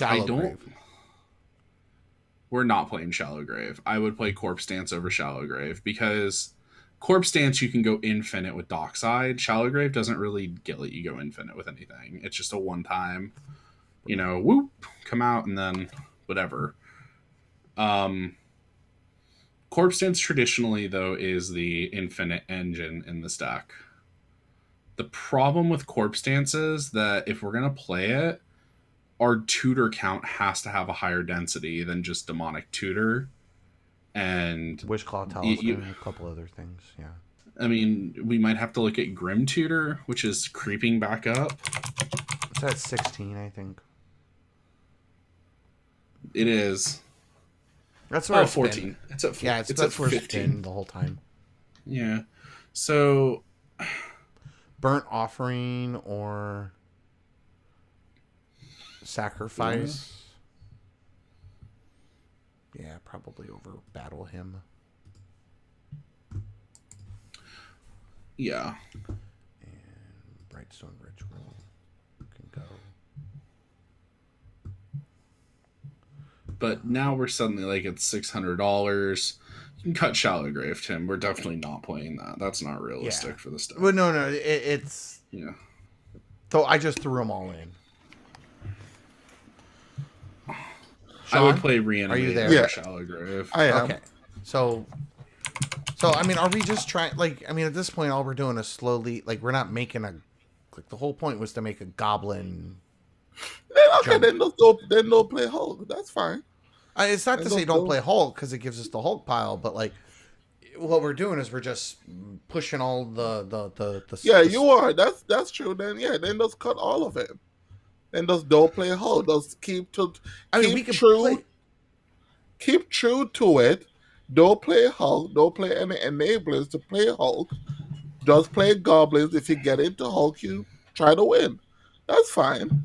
I mean, it wasn't this argument or anything. It's just and it's not even like Hulk is a good idea objectively. It's just like all the trappings that go with it are essentially because they're eating up the whole budget. They're pushing out all the card slots. They're okay. Then just cut it off. Well, I'm not attached to it. This is what I'll say. We could cut Tainted Pack to play Hulk, and that frees up like $15, whatever. Yeah. It frees up a decent chunk of change. And we're at how much right now? Is that $592 right now? $592. You have 2 Dance of the Dead, by the way. We have 2 what? Dance of the Dead. Oh, do I? Okay. Well, you also don't need to play Necromancy. Don't play the best of the effects. You're in a budget. So we're playing Corpse Dance in here intentionally. I mean, you don't even need to play Corpse Dance. You do, because the thing with Corpse Dance is it layers with all of your other goblins. It layers with not your ringleader, the one that makes treasures. Dockside, yes. It layers with Dockside Extortionist, Sean. Yeah, but you need 6 mana to get there with it. You need 4 to get. You do, or you need 4 mana. So you need 3 for Corpse Dance. Oh, Prospector, sure. Yeah. Sure. So you need another piece. Well, you do, but the thing is, it makes enough mana where. I mean, I think it's fine to play. I don't have problems with playing it. Is my 2 cents is not worth $37. I think it's a combo piece. It's not a bad combo piece. What is it? It's Corpse Dance. Corpse Dance. It layers with Hulk and it layers with everything else.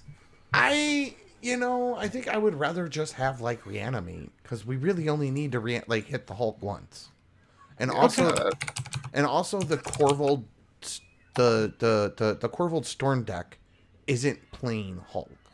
Tim, cut Skull Clamp. It's $8. I think we cut Corpse Dance. We cut Corpse Dance too, but I'm saying we could also cut Skull Clamp. I think once we cut Corpse Dance, like our budget goes down to like $435. Yeah, you can also cut Skull Clamp and play Reanimate at that point if it's not in there. Yeah, got a point. Why are we playing Bird Offering? I might look at a different deck. It's just a ritual. I just put it in there. I don't. Burn Offering's not good because the CMC of your goblins is so low. Oh, low, yeah. Yeah, it was just a ritual sack effect with Corpse Dance.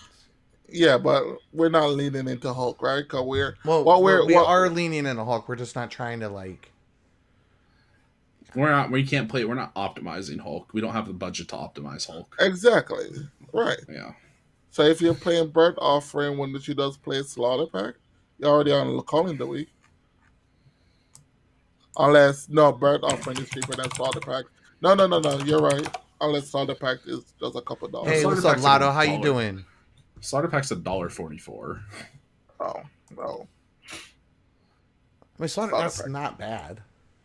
I would It play is, Slaughter. Joe. It is like Rite of Flame.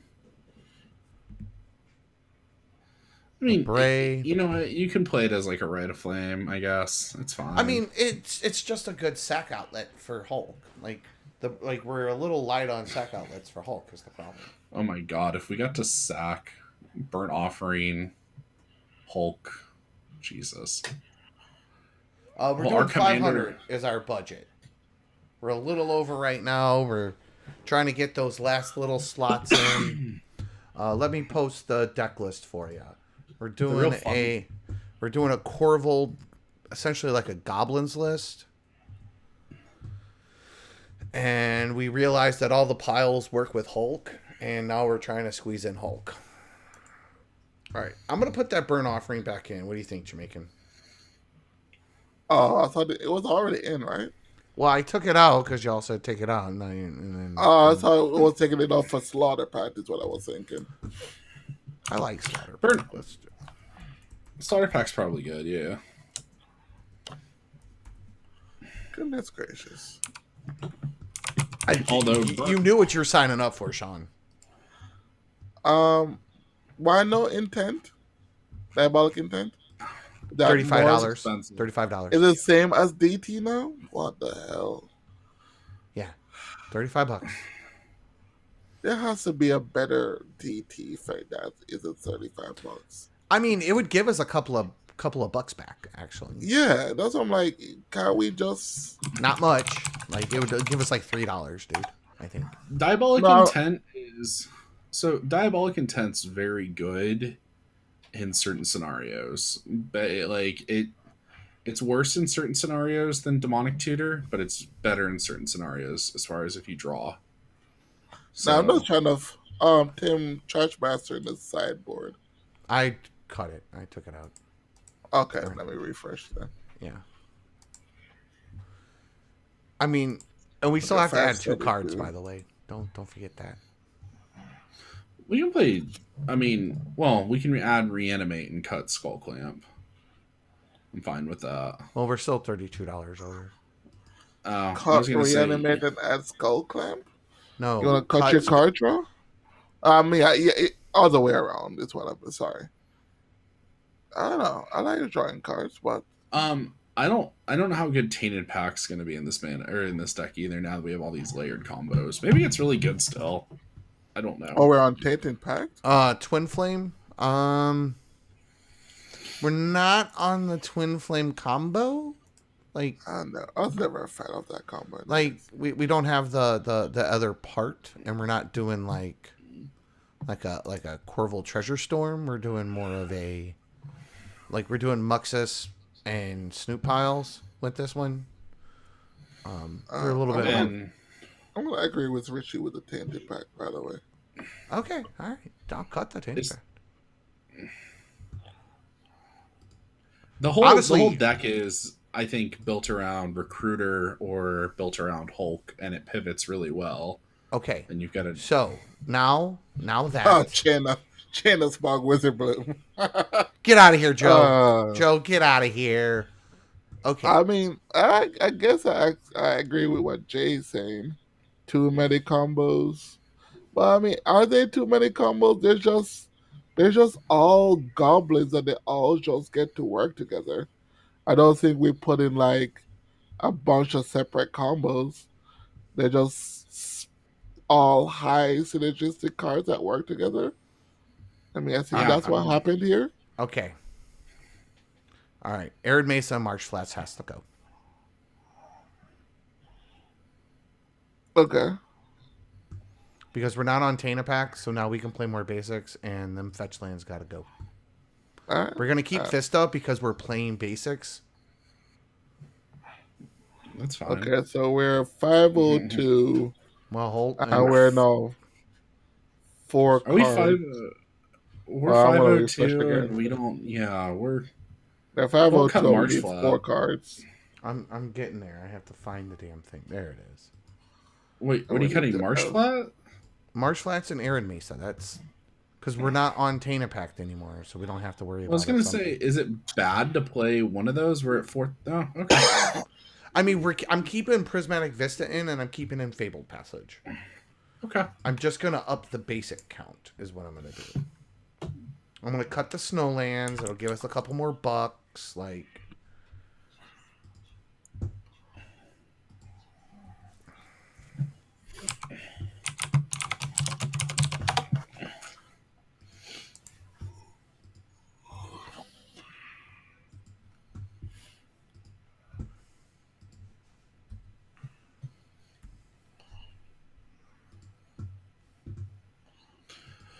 we're gonna go Tim, up. What's up? play Agadeem's Awakening, by the way. Hold on. That's Hold on. that's a yeah. Gotta bear with me. Agadeem's Awakening. Are we are we pivoting to our next Well, discussion? no, it's literally it rebuys our entire Hulk pile.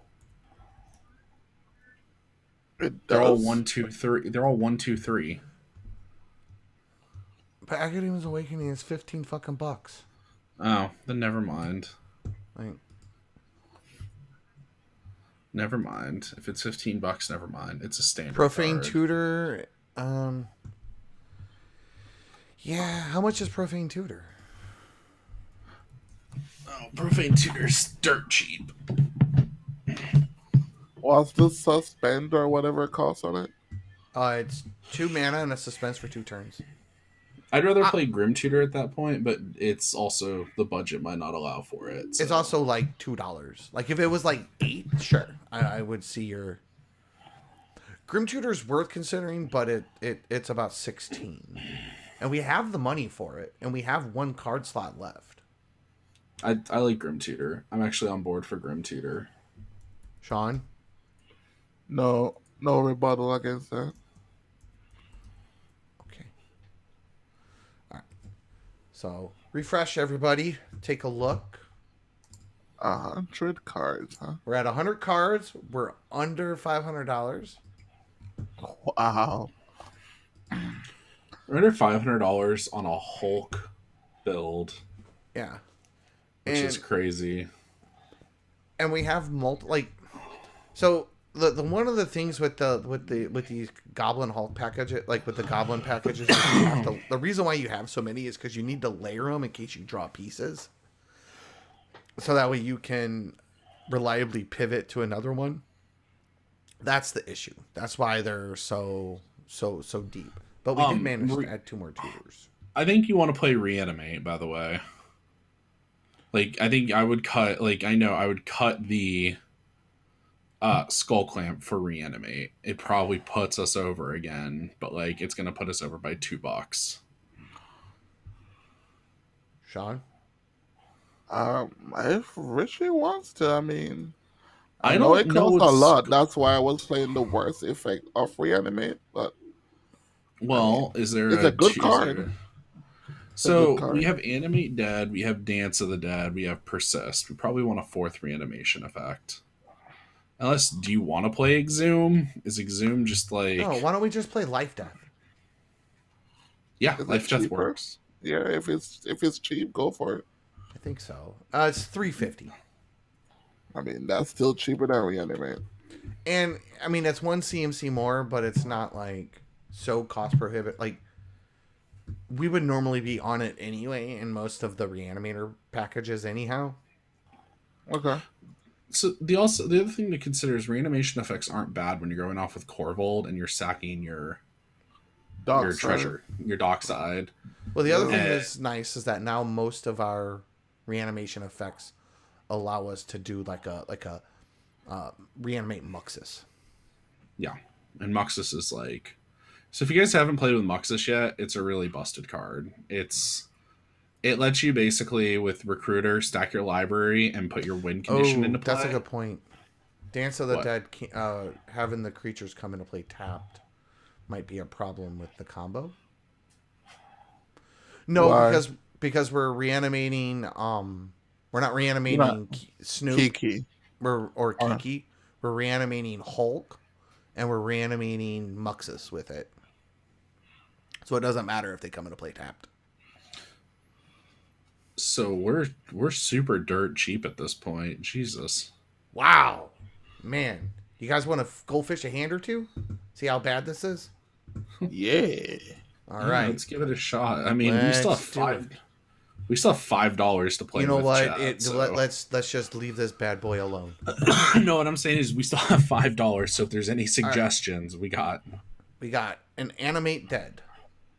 We got a goblin war chief, arbor elf, a forest, mod catcher, arcane signet, and a crystal vein. I would pitch this hand because it does not make double red or black. Well, it does make black, but not double red. I agree. Sean? I couldn't really see the. No, yeah, I agree. Yeah. Pitch it away. Mold this. Yeah, I would mold that. Pitch it away. Well, we also have $5 we can dedicate to the mana base. We're good. Only thing I did was add a couple of. I mean, we could maybe add a couple of cheap things. So we've got forest, Mons, Mod Catcher, Cinderglade, Fiend Artisan, Crater Maker, and then our Persist creature. I don't like it either. You know what? Hold on. I think we can look at the lands a little bit, honestly. Yeah, these lands aren't. This is a problem. I just. Oy. Summoner's Pact is not a bad suggestion, but Summoner's Pack's also really cheap, by the way. Yes, it really is. So what are we packed in for? Hulk. But we can't. We need a way. We don't have a great discard outlet outside of Azra Oddsmaker, so I'm not. We're looking okay on our colors.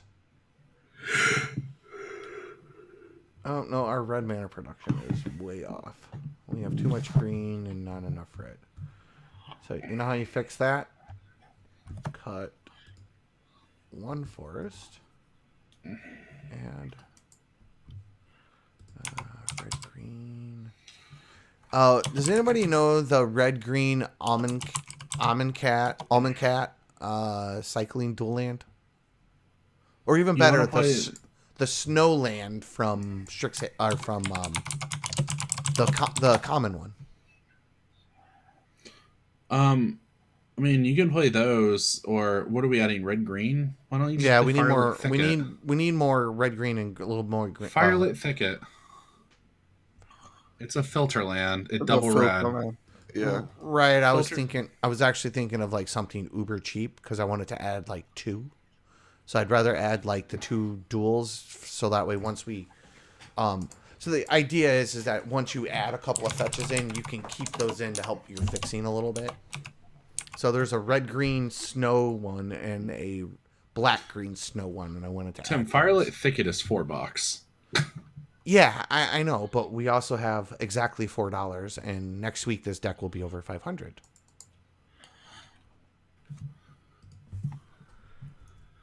It will? Probably at the rate everything goes. Oh. Cycle and So shelter ticket is $2, so that's off the plate. There's what are the 2 snow ones from not Strixhaven, Kaldheim. God, what are the fucking snow dual lands name? Oh, the one that enters tab. Yeah, I just want to put those in. Kaldheim snow duels. It is called. Why are the pathways so expensive? Highland Forest.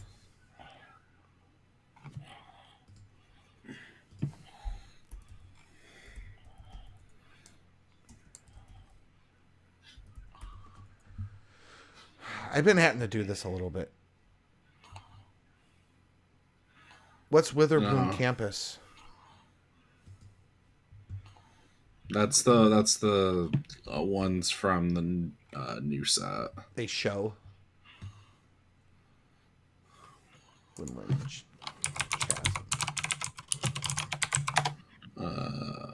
is it? Yeah, those ones are that come into play. They also have 4 tap scry 1. Oh, the reveal lands. So those aren't bad. The reason why well, I guess we could just play the. Yeah, you're probably right. And I have those on the website and I host them. So yeah, I'll just put those 2 in. Pull them up here. Show land. So we want Necro Blossom Snarl.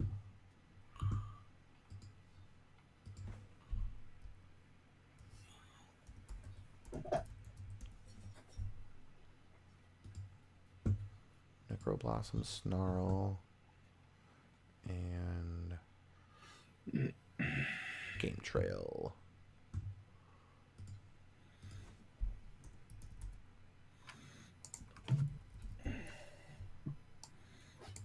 And then we cut. Honestly.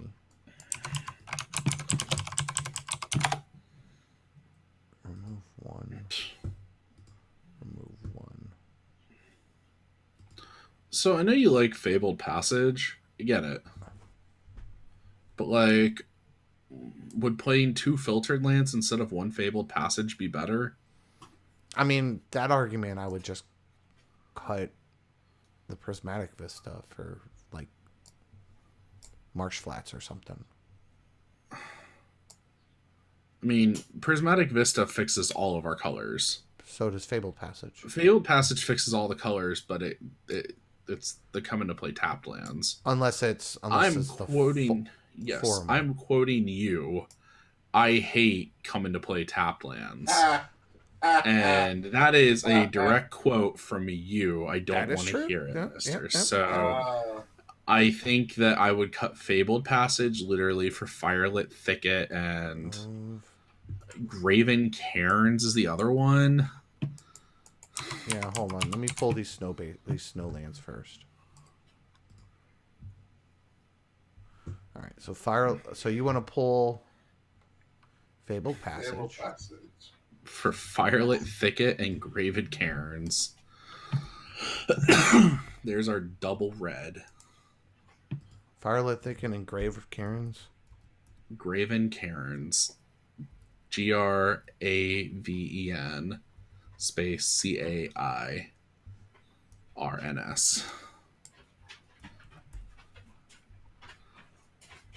GRAVEN? Graven, yeah. GRAVEN. Graven.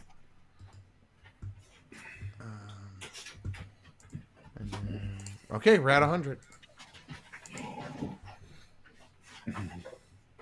We're literally right at budget. We don't have crappy coming to play tap lands now, do we? Nope, they're all gone. I don't ever want to hear the argument of I don't want to play crappy tap lands. Hey, let's add crappy tap lands to our deck. No, I mean, you know what? You're right. I generally will just add basics. Mm-hmm. And I mean, there's enough like $2, $3 lands where we can get like we don't have to. Sean's just happy that somebody got me for once. I know. I got him for you, Sean. Got him, Sean. You happy? Well done. All right. I'm not asking you to play CDH All-Star Peat Bog. Let's not get ahead of ourselves.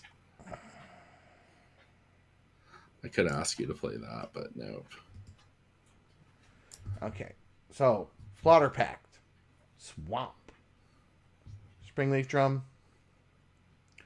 We can't keep this. We have 1 land. Yeah, this is a ship back.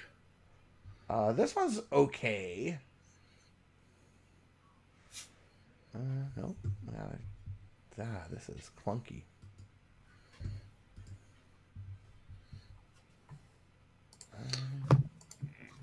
Pretty much every hand's been clunky, dude.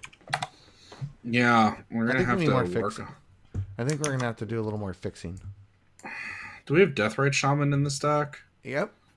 I've got birds. I got Deathrite Shaman. I've got all the good dorks. We have Arcane Signet, Soul Ring, Springleaf Drum. I think we maybe need to consider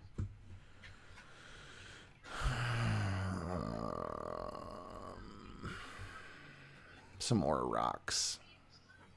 Probably. I'm not opposed to that.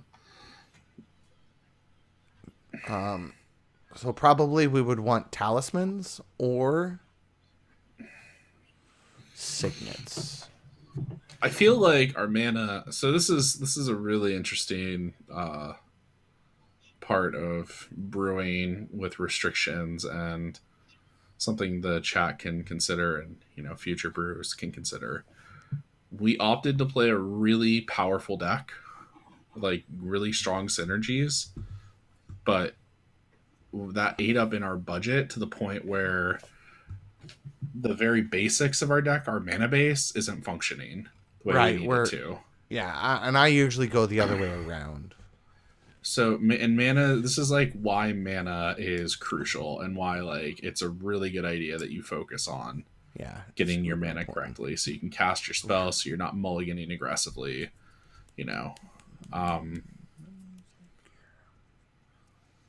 So if some mana, let's go look at some ramp real quick. What are some options that we have in Jund? So we are in green, and the nice thing about being in green is that you do get access to the you get access to 3 2-drops that'll ramp you that are all playable, and then you could get play access Gilded on Goose. top. We could play Gilded Goose. I'm not opposed to playing Gilded Goose. Making do not enable Tim's Goose. Do not. Gilded Goose isn't bad. Really? So in a nutshell, people look at Gilded Goose as a one-time usage bird. Gilded Goose is better than just a one-time usage bird. It's ignore the whole other thing. It's you don't have to use that mana, and you can create additional mana / food, which isn't like absolutely useless, because when you have Corvold in play, you can pay 2 to draw 2, and like that's not terrible. Especially if the form, especially in how is the slower only format. foil? Yeah, it might have swapped because I think it was the cheapest at one point. Nope, that is the cheapest. I mean, so some of the other options is we could run like Rampant Growth. We could run Harrow, Farseek. We can't, so we can't run the other 2 good ones. Yeah. I Rampant like Growth's Kadama's. Okay. Kadama's Reach is. Sorry, go ahead. No, you're a genius. Kadama's Reach. I like Kadama's Reach, and I like Cultivate. Both very easy to play, both cheap, and do what we need. There's a new one that just got printed. As a ramp package? Yeah. Interesting. Because so it's kind of like the same thing with Frog, where you want them because they sacrifice. You just want lands in play too, so you can cast spells and fix your mana. What's restore? Doesn't that put a permanent on top of your library or something? Yeah. Graveyard? I use it sometimes if I'm not running regrowth. Honestly, what I think we need to add Talisman of Resilience. And the talismans are really expensive. And Talisman of Resilience is 38 cents, and Talisman of Impulse is only $1.35, and they will help us fix our colors. Okay. Because they're easy to cast, and then they produce colored mana. I'm totally okay with that. So one of the big, looking at the list, what I'm running into is we're not able to like cast our shit. So what I would like to do is add Restore is ramp. What does Restore do? Restore puts a land from your graveyard into play. Oh. Yeah, we're not really running enough fetch effects. Yeah, that's the other thing. Like, ideally, we could run a bunch of fetch lands, and that would be great, but just not there. I would play Fellwar Stone over all of those, unless Fellwar Stone's It's expensive. $5. Oh, then yeah, those are better. Oh, it does it from any graveyard? Oh, that's nifty. Hold on, let me take a look at that real quick.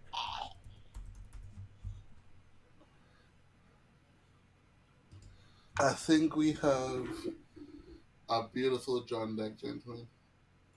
What do you think? We don't have a beautiful Jund deck. We are figuring out the mana, Sean. You can go to bed though, boss. No, we're figuring out the. Come on. Because the mana's not good. The man's clunky. Well, I mean, it's going to be somewhat clunky, right? No, this is like real clunky. This is bad. Like, they're not casting spells bad. I found a hand here with. Oh, that's bad. I found a hand here that's bad. No, okay, hold on. Undergirl Stadium, Game Trail, and So that goes out. oh, there's an Overground too. Oh, we're good here. I would have kept this hand, but the mana is good. Goblin Chieftain is out. Goblin Matron, Exotic Orchard, Abrupt Decay, Skark. What is this? Neck Broom Snarl? What? Oh, it's a reveal land. It's a reveal Okay. hand. Yeah. I'm cutting Goblin Lackey, dude. That's gonna free up $15. It's You also cut the going other to get double a... striker. Oh, you're gonna put a fetch in? No, Cut the I'm going double to put... striker before cutting Goblin Lackey. The double strike Goblin Lackey. Cut that one before. Because that's too red. Names. Double Strike Goblin Lackey does not appear on any search function. Uh, God, you're worse than my friend Andrew. Is that Goblin Warren is what you're talking about? Warren Warren Instigator. Instigator. Yeah, The it's only 550. creature with double It's strike. bottom, very bottom list. Very bottom of the list. The double striking Goblin Lackey. It's It a does double not strike enter Goblin. my How about we just feed. take care of both of them while we're at it? I'm gonna be super sad, but sure. Man, it's not a goblin day. Boo-hoo. I Barkley mean, Murders Red we're Cap. killing people with goblins. What the fuck y'all want? No, You're the ones who we added are. Hulk. I was ready just to go double down on all the goblins. Don't start with about who, you, and you. We added Hulk, bitch, not you. Well, Not us. now that we went ahead and we cut all the goblins. We didn't cut all the goblins. Let's make it a John Hulk deck. Let's go. Since the goblins are all gone. Since Tim want to cut all the damn goblins. I don't want to cut. I'm just cutting all the all the ones that aren't like. It's not shitty. You're cutting the best goddamn goblin. What are they goblining into? Recruiter Yo, is the listen. Murderous Rat Cat. Why are we playing that? Because it's a combo piece. Fuck the combo piece. We're already on goddamn what it's called? Putrid Goblin. Snoop? Muxus? Who gives a shit? I mean, you know, the J was right. Too many goddamn combo pieces. Right. So you want to cut the Murderous Red Cap now? I mean, I was never on par with the Murderous Red Cap. Okay, let's cut Pashik and Mons and Murderous Redcap. Literally, that's it for goblins we're cutting. Oh, shit. Mons what? Okay, What? Passionate Mons. Murderous Red Cap, you said?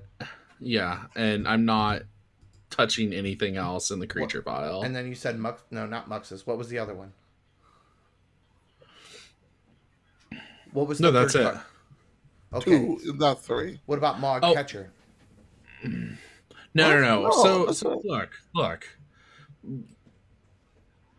I'm telling you right now, if all you have to do is get a recruiter in play to win, and you will win the game with recruiter. Now, why would you play the rest of the goblins? Then you wouldn't play any other goblins then. This wouldn't be a goblin deck, sir. No, recruiter stacks your deck with goblins.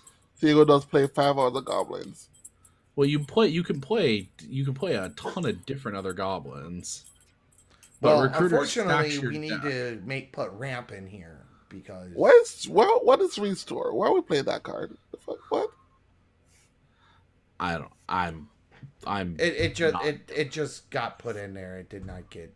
I was looking at what it did. Oh, We freed please, up oh a Lord, shit. So we got remove 4 this slots, card. man, and we got $20. So let's spend some money, boys.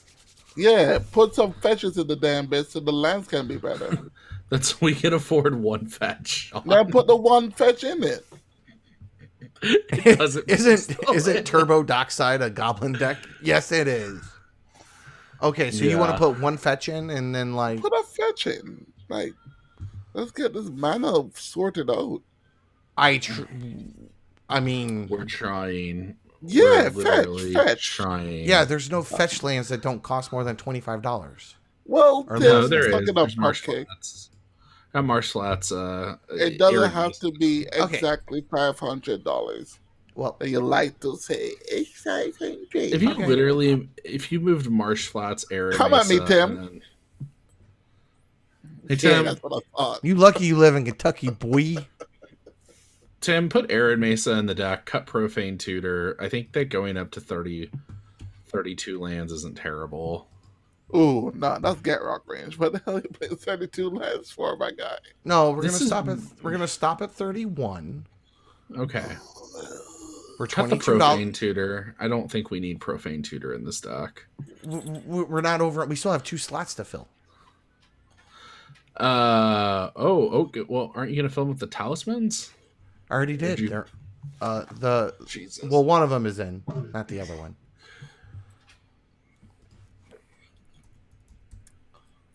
I Play don't know, Brew fuck it. Signet. put Brew Ragavan. Signet. Put Ragavan in there. Call it a day. Call it a day, boys. Ragavan.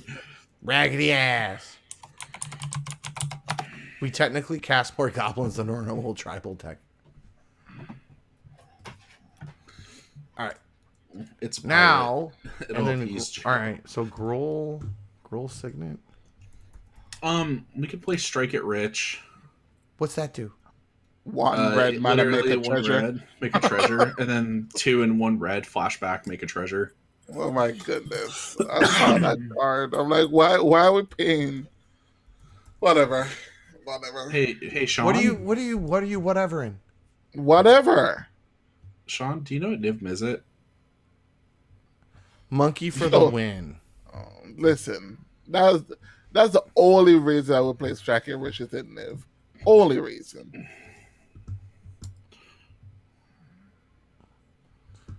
Niv All right. Mizzet? All right. So we got the Marsh Flats in. We got the Arid Mesa in. We're only $23 over budget. That's fine. That's in range. Yeah. Good call, Joe. Why not play Wild Cantor over Stripe, whatever rich card? Over what? I don't know, the one red that makes a treasure. Strike It Rich. Oh yeah, you play play Kid Wild over Strike It Cantor Rich. over that. Both of those are fine. I mean, Joe, you're right on that. Both of those I think are fine, but I don't think that's what. I think we just put in the talismans and the signet, and we've added the fetches. I think that should help significantly. Cool. We're at 100 card. Play test this fetch. Let's go. God, I'm sorry. I thought you liked brewing decks with me, sir. I mean, No, he's really antsy. He wants to go to bed. You're grumpy. I'm not. I'm. You're grumpy. I don't. You're grumpy. Okay, I'll show you all right. grumpy. That's not a keepable hand. Ship it. Glade. I mean, Sean, none of these hands have been keepable. I mean, we're trying to fix that, Tim. Actually, this hand is keepable.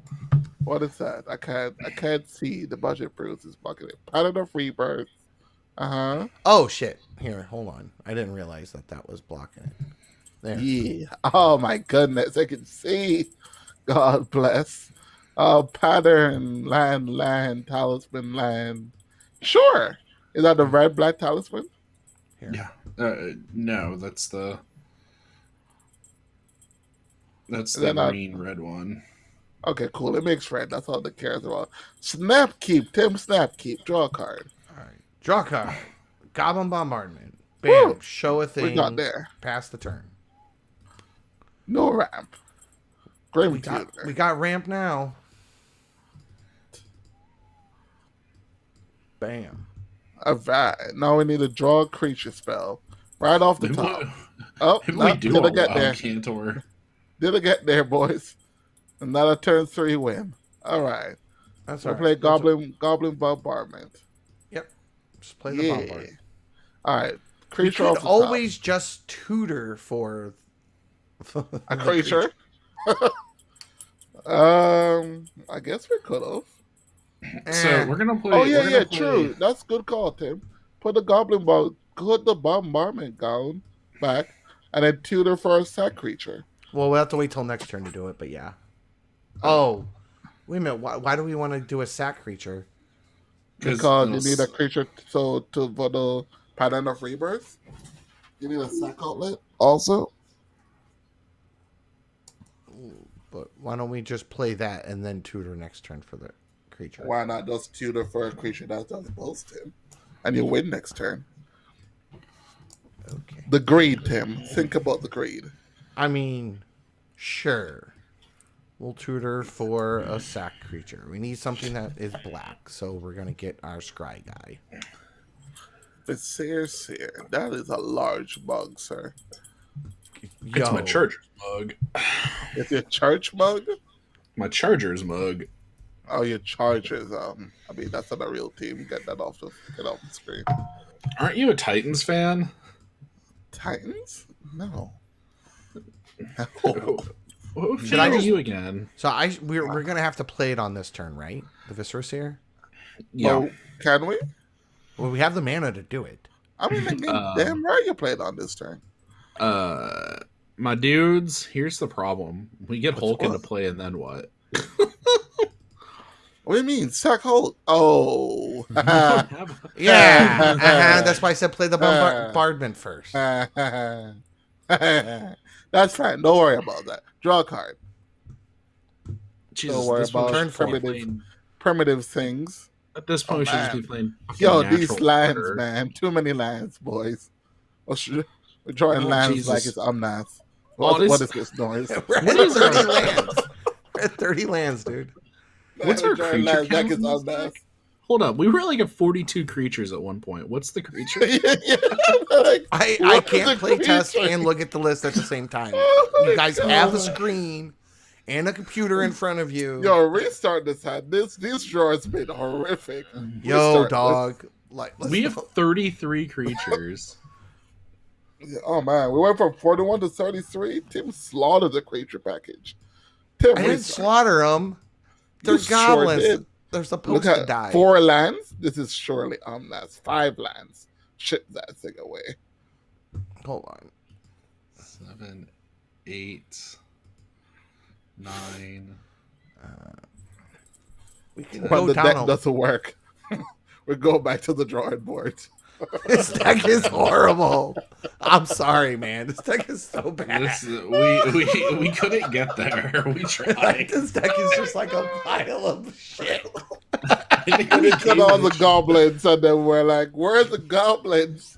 Where's the creature?" We cut all the goblins because we needed to not have a bunch of shitty goblins in our goblin list. Oh my god! I've got to play. Hold up! I got a playable hand here. Whose idea was it to do Hulk? Oh, that would be that was Jamaicans. Oh my god.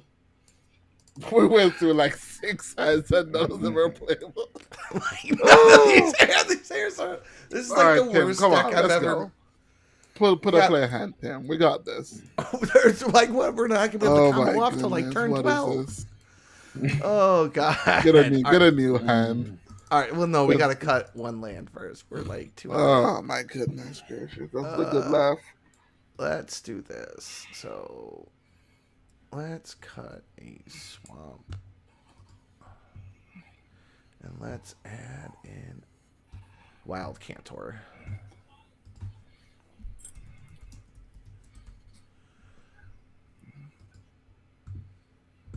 All right.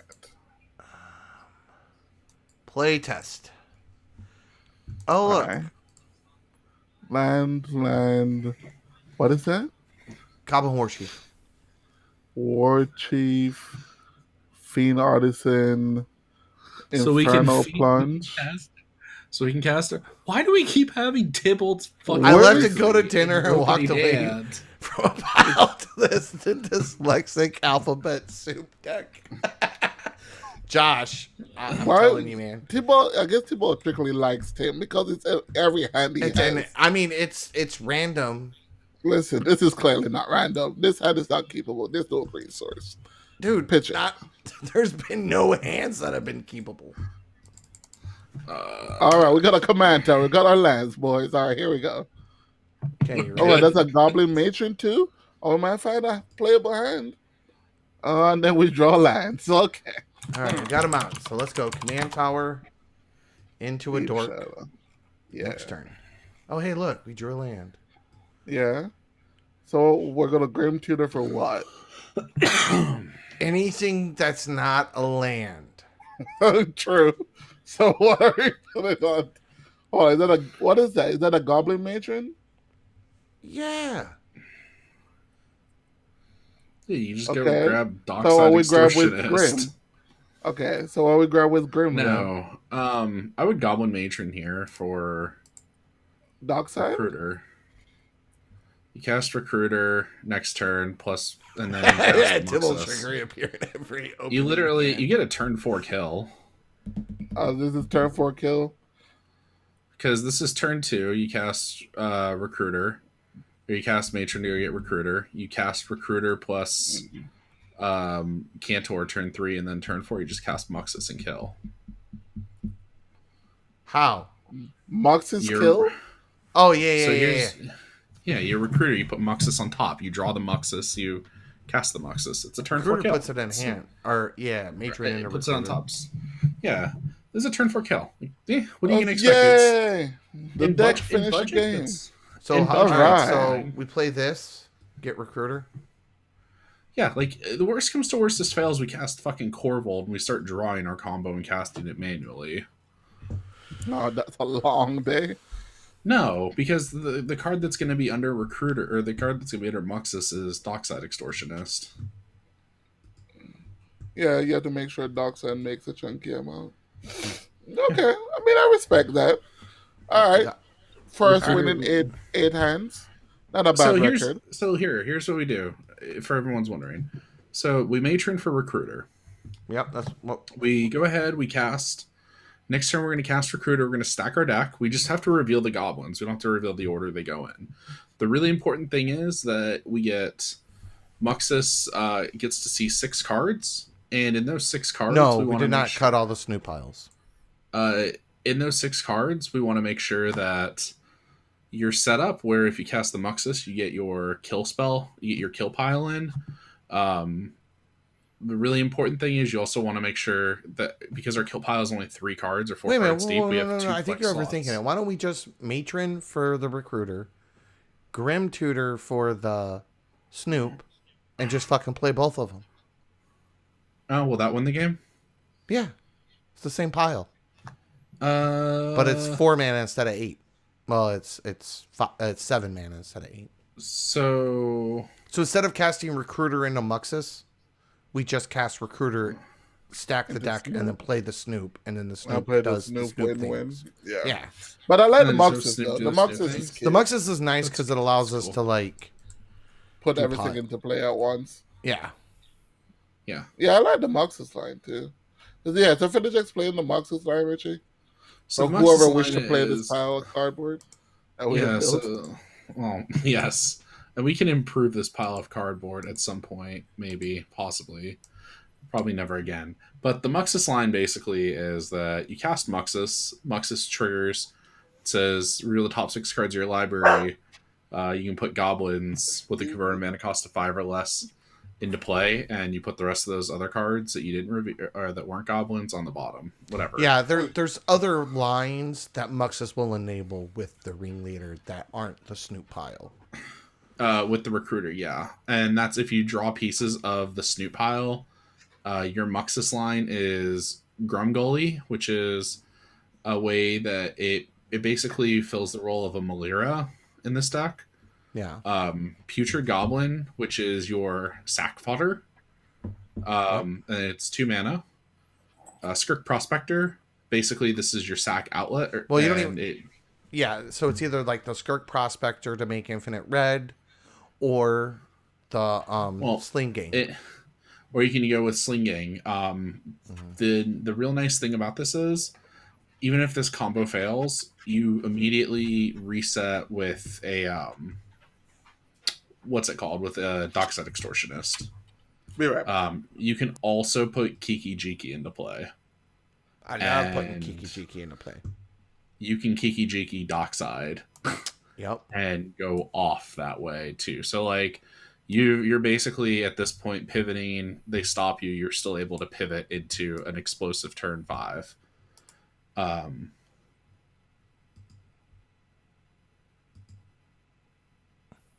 As far as snoot piles go, Tim, do you want to explain what those look like? I mean, for those at home that don't know how the conspicuous snoop pile works, you play Goblin Ringleader, and then you stack your library with Conspicuous Snoop, Torch Courier, Kiki Jiki. You play the Snoop, reveal the Torch Courier, play the Torch Courier, give Snoop haste. Then that reveals Kiki. Snoop targets itself infinitely to make a bunch of dudes. On the last Snoop, you target the Ringleader again, and then you get one of your 2 sack outlets in the form of Mog Fanatic or Sling Gang Lieutenant. And then you sack all your stuff and kill people. So, and then another nice thing is, one of your other piles, if you draw pieces to one pile, you can draw pieces to the other, and it all works off of Recruiter. That's why Recruiter is just a really busted card. It's a 2 mana enabler. You do have to build your deck around it, but it's really hard to interact with. Well, and you also you can like tutor, you can like chain a dork up into it with Eldritch Evolution. It's pretty easy to cast on the cord, like, so you can kind of hit it. And the idea is with the Ringleader, you can hit all of these different piles that you can all trigger off of one tutor to assemble them. Correct. Yeah. So yeah, there's a lot of things we could do. If you wanted to push this, I think more toward like budgetless, then your piles become a lot better, a lot more condensed, and your ways to get, I mean, honestly, your ways to get Ringleader into play are really busted. I think if anything, this deck might not like play the best because it's a little clunky. It's a budget deck, but I think it does show the power of like how insane Goblin Recruiter is. Just stacking your deck, and there's like, Conspicuous Snoop and Muxus recently kind of started enabling some super degenerate things that people really don't get to explore in a lot of spaces with Recruiter, because it's only legal in Vintage. Right. Well, and like that's one of the things about brewing is like you don't like you get this idea in your head and you don't really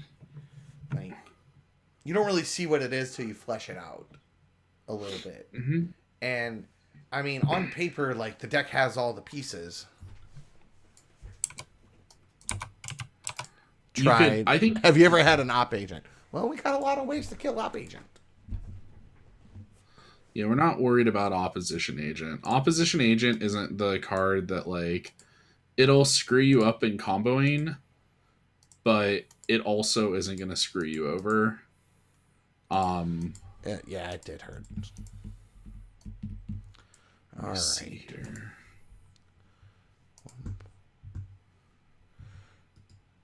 So, Opposition Agent also doesn't screw Recruiter over. You could choose to, when you search your library... No, they choose, not you. Do they choose the number? They get all the goblins. Yeah, but do they choose the number of goblins? Yeah. Okay.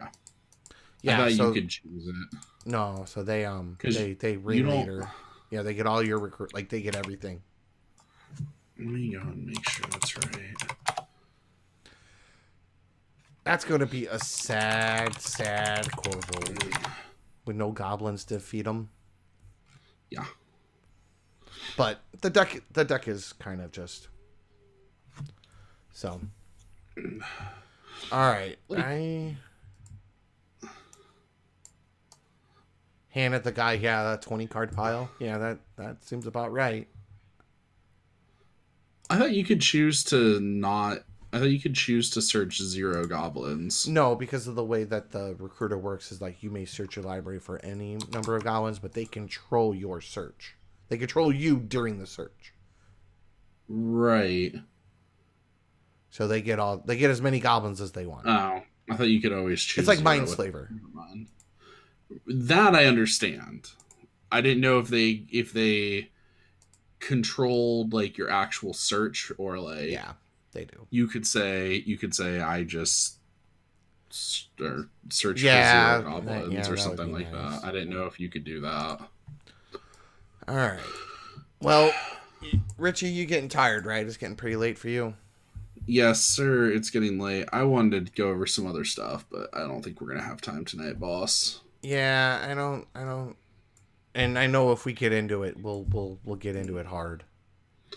But next week. Okay. Next week, let's I don't know, let's brew something different. We've kind of done Reanimator.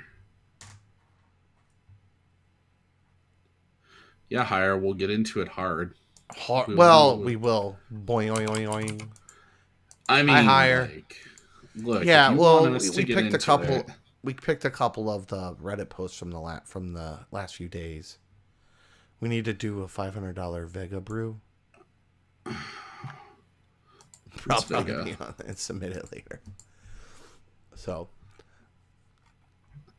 honestly, if you really want to, and I'm fine staying up for like an extra 30 minutes here.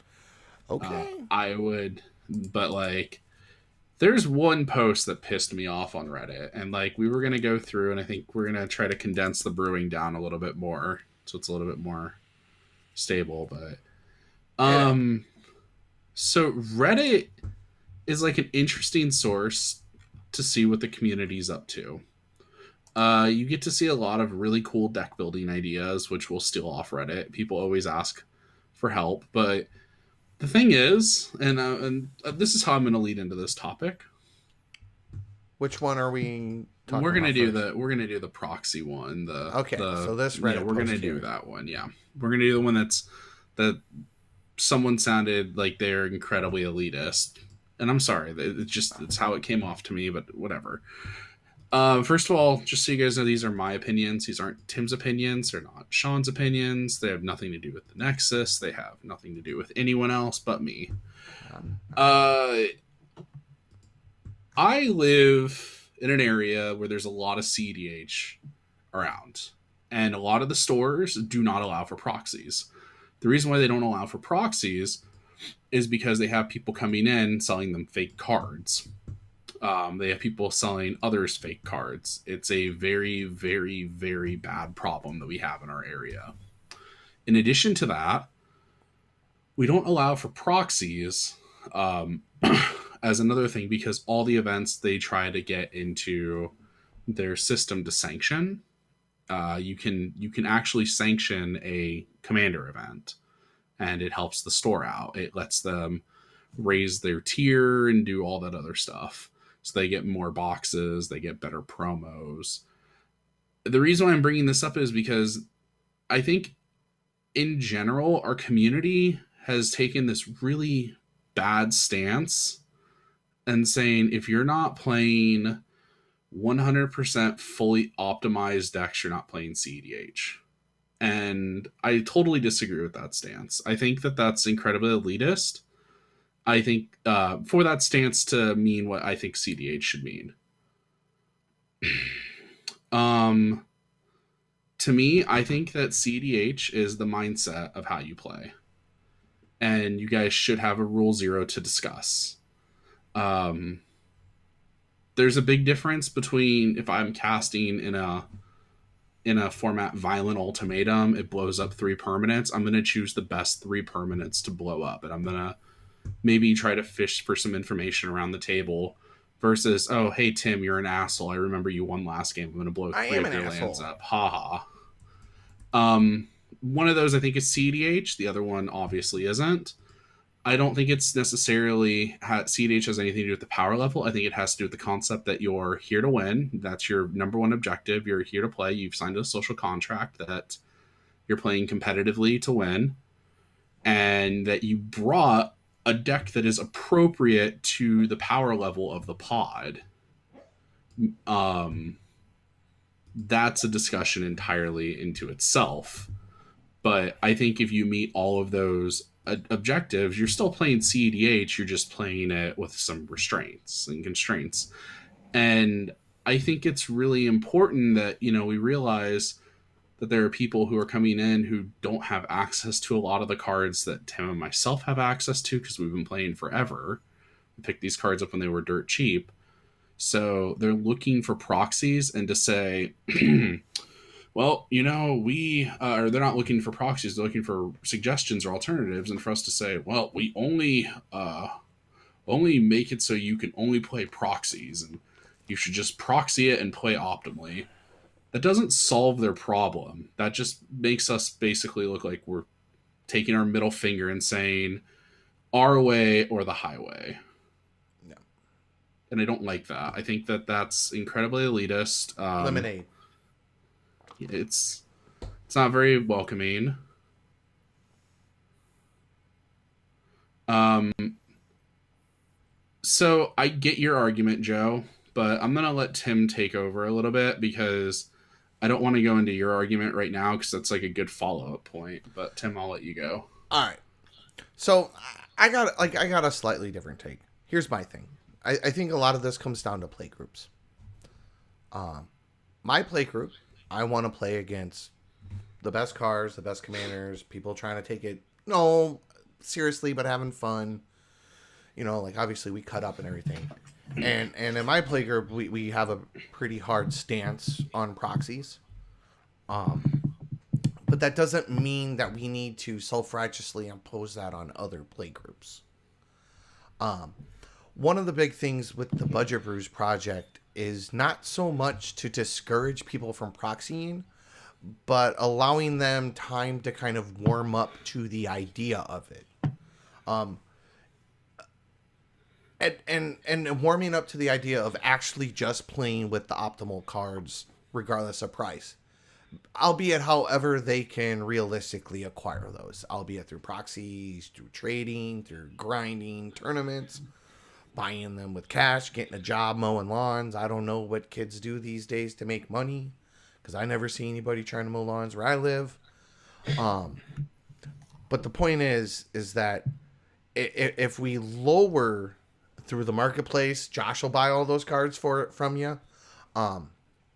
If we lower that barrier of entry, not so much for it to dilute our own play groups as established players, but to help those people who are kind of on the fence about it or play groups that are starting to kind of get into it, we make it a lot easier for them to come back later, and when we just yell at them, just proxy, like all that does is make them go away, and then now they're just the next casual guy who, they mine Bitcoin. Okay, that's why I can't buy a GPU anymore. Got it. So I get it. Yeah, that's actually really well said, and I think the really two things I want to take from what you were saying, Tim, and what I want to tie to Joe is Joe has basically said wanting to play against the best cards isn't being elitist. It's not.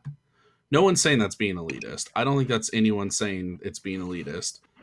But what I think is being elitist is to say, or to tell someone, who you're not in their play group, well, you guys should just proxy.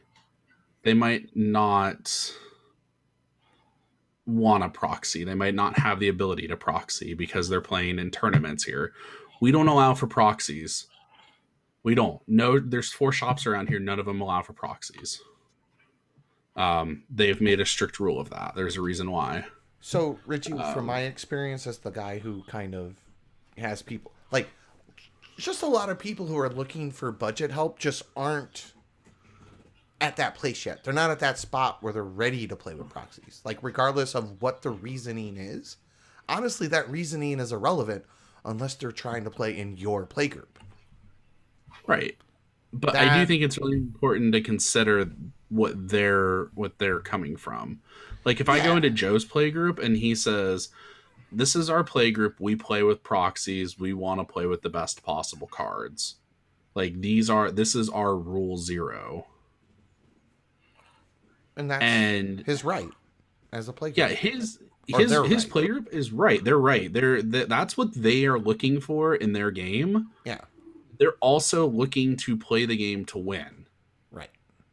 They're not looking to play the game to jack off and circle jerk and just sit there and But you having know a guy, and I've played $500 decks against $5,000 decks, and the reason why I don't do it more often is because it pretty much the other three people in my pod are playing 3DH, and I'm like either oopsieing into a win later on, or I'm just not. I'm a non entity in the pod most of the time. I agree. But you also have that rule zero discussion at the beginning that says this is Yeah. what I'm looking for. Mm-hmm. And I don't think people consider that when they look into the people who are like, I don't want a proxy because I don't like proxies.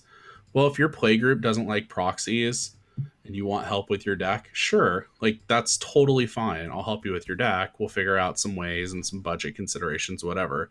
But for you to come into our space and say, I don't want a proxy, I refuse to proxy, and our rule zero is this is what we're looking for, then you're completely in the wrong because you're Yeah. not satisfying, you're coming into our play group. We have expectations. We have, Right. these are requirements that we are looking for in a game. And that's trying to self-regisly impose your non-proxy stance on a group that wants to proxy. Like, that is just equally as rude. I'm not trying to gatekeep budget. CDH decks fill the gap when proxies aren't allowed, and it gives. Yeah. No, Yeah. I don't think you are at all. And no, we're not. It's not that, but it's the way we can come across in the conversation, I think, that matters. And I don't think we come across it in a very, very open manner. leave with birthing pod and bribery in your Thrasios house. Yes, she will. You know the really funny thing is, it's really funny. I was on bribery. Like I was like, yeah, bribery's probably okay to play. Yeah. Side note, and then everyone's just like, oh, that's not CDH, whatever. And then I start hearing whispers of people looking into bribery as an option, and I'm like, yes. It got playable in a lot of mono blue decks or dual color decks to steal people's dark side. Right. How about you, Sean? What's your take on CEDH and what's about your take the on proxy approaching norm post from Reddit? Yeah.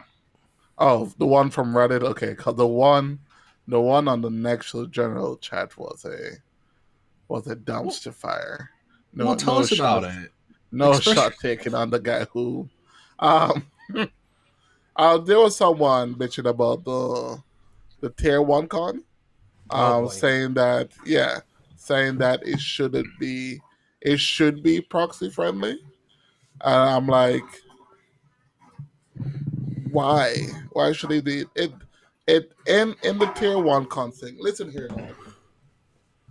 Sorry. The proxy in the tier 1 tournament, they said they're giving you play test cards for the top 35 most expensive cards. Yeah. If that's not enough for you to play in a tournament with a time twister on the line, then quit your bitching, man. Like, well, I get you. It's literally, yeah, but on a proxy, like right now in our current living situation for whoever it is, there's really no reason for you to go to a shop, play whatever format you want to play, and you cannot play proxies. There's no points on the line.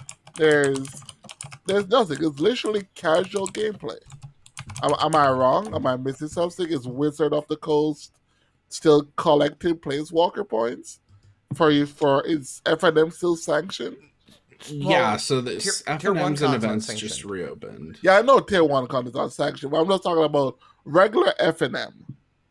Like, what is nobody's going out there grinding Grand Prix anymore, GPs anymore, or Star City events because they're not out there. So let So, people play their proxies, man. I don't. I think it's the norm. I think currently proxies is the norm. It will change because in the future they're planning on reopening everything back up, and when that comes back around, Mm-hmm. then I think the conversation we can come back to this conversation. But I think well, I I don't think think the proxies can be conversation is if allowed. proxies. So I don't think the conversation should be if proxies are allowed versus disallowed. I think ideally we would want everyone to play with whatever they could and, play the Right. most optimal deck. But under certain circumstances, there are people who don't like playing with proxies. Their play group frowns upon it. But, like, I Yeah, don't think we should because they shun want. them from. Yeah, those are the people who want their wallets to do the talking versus their skill. But I don't.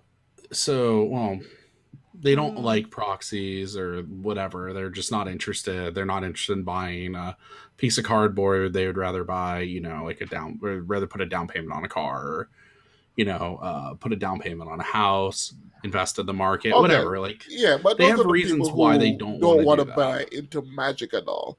I'm talking Yeah. about the conversation of for people who spend their money on their cards and they're like, "Oh, I don't want you to play against the project because I spend money on the game and you're not oh, spending money on the game."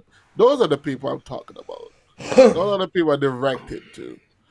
Yeah, well, and I That's mean, at some point, if nobody spends money on Magic, what incentivizes Wizards to make more cards?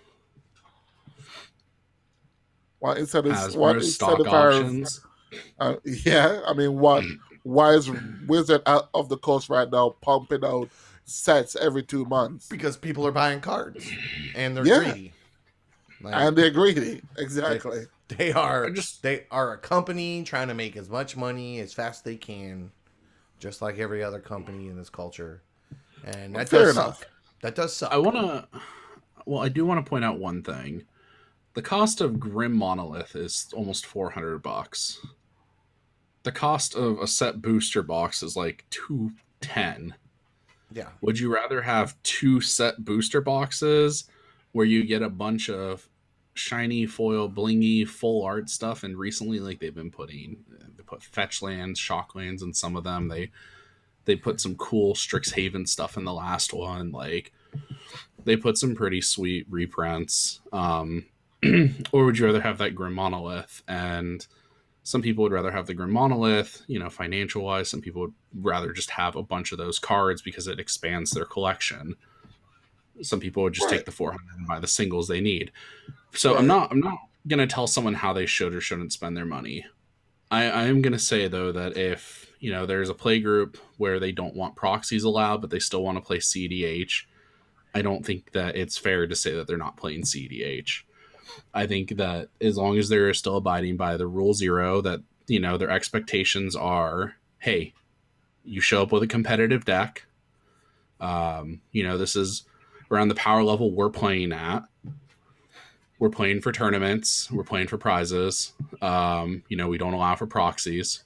Whatever. Now, can people get upset where their decks are underpowered for that format? Sure. But I'd rather help them so they do well. They don't necessarily have to win, but there's a big difference between, getting completely knocked out and maybe squeaking into the Oh, final pod at they a tournament. they and right and Wizards and Joe, yes, Wizards has the ability to print whatever they want and and I'm not arguing with that fact. I'm not saying that Wizards ain't greedy. I ain't saying that that the system sucks. What I'm saying is that at the end of the day, if nobody's spending money on Magic. There's no reason for a company that's trying to make a profit making Magic has no reason to exist at some point. Now, I understand that that's pretty far-fetched, that that's likely to happen. But there is some people who do not want to spend money on Magic.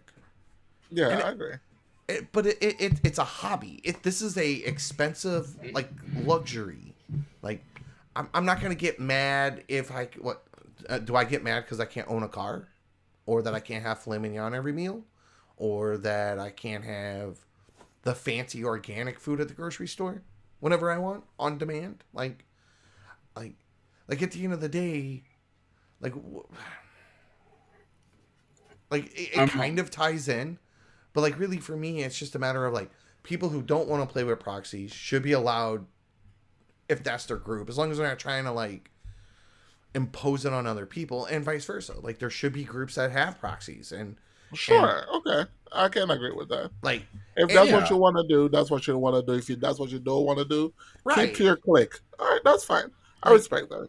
and the other thing is, I mean, think about all of the people who joined the Nexus and raised a ruckus because they were forced to proxy a deck they didn't want to play. Right. And some of that undertone was just being forced to proxy. Exactly. I want to play with the cards I own. Oh, I don't own a Twister, so let's do this. I mean, sure. Right. It's an argument that I think will never be solved, personally. Well, I think the way that, so to me, I think it's pretty cut and dry. I think the Nexus has, and you know, Sean, you're the head sensei, so you can speak on it more if I'm completely off kilter here. But the Nexus, and to a certain extent, most of the Discord community has the expectations of when you join our server, you're playing CDH at its highest power level, and our play group, the server, we expect for you to at least show us that you not only have an understanding of the format, but you're willing to proxy decks or cards which you don't have to meet the expectations of the play group. If someone wants to come in there and say, I do not want to meet these expectations, I want to play my way or the highway because whatever, then you're not suited for the play group. You shouldn't be part of that play group. And there's really no, it's end of discussion. Like, these are the rules we have, these are the rules we abide by, and these are the rules that we want because it creates the environment that we're looking for. But to then, if someone goes on and is just like, hey guys, I don't have the funds, but you know, our play group, we play CEDH. Not everyone has a fully powered deck, or you know, even some of the people, they have a fully powered deck. I just want to be competitive. I'm not trying to win the tournament, but like, hey, if I can be competitive and I can grind, you know, fourths or thirds and get store credit and slowly grind up to maybe get, you know, enough so I can afford like a Grim Monolith or something to improve my deck or to improve my collection, you shouldn't necessarily just be like, yeah, sorry, just play with proxies because that'll solve your problems. That's not realistic or fundamentally correct. I mean, to an extent, yes, Joe, and to an extent, no. To me, because like I'm approaching it from an angle like, unfortunately, I don't like. There's a lot of Magic players. I just did an interview for a budget tournament, and when I mentioned the word proxy, I like blew their mind. It had never crossed their head that would be a thing that was commonplace in CDH. I have no idea how, but this is a large shop in the Carolinas that were running a large budget commander event, and they wanted some help with like tips on like optimizing lists, and they reached out to me and I did a recording with them. And that's not the only instance of it. Like there's a lot of Magic players that don't proxy. And in order to have people be inclusive into our community, we need to not be hardliners about it, at least when they're first kind of venturing the water. Yeah, when they're coming to test the water, don't be an asshole and shoo them off and tell them proxy scrub. Like that's the problem. It's not that like we shouldn't have proxies in our discords and our play groups and stuff like that.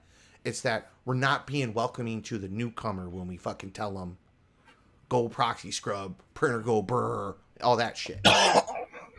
Yeah, it's important to get across to them that this is our expectations. This is what we're looking for, and if you don't want to meet them, then clearly you don't.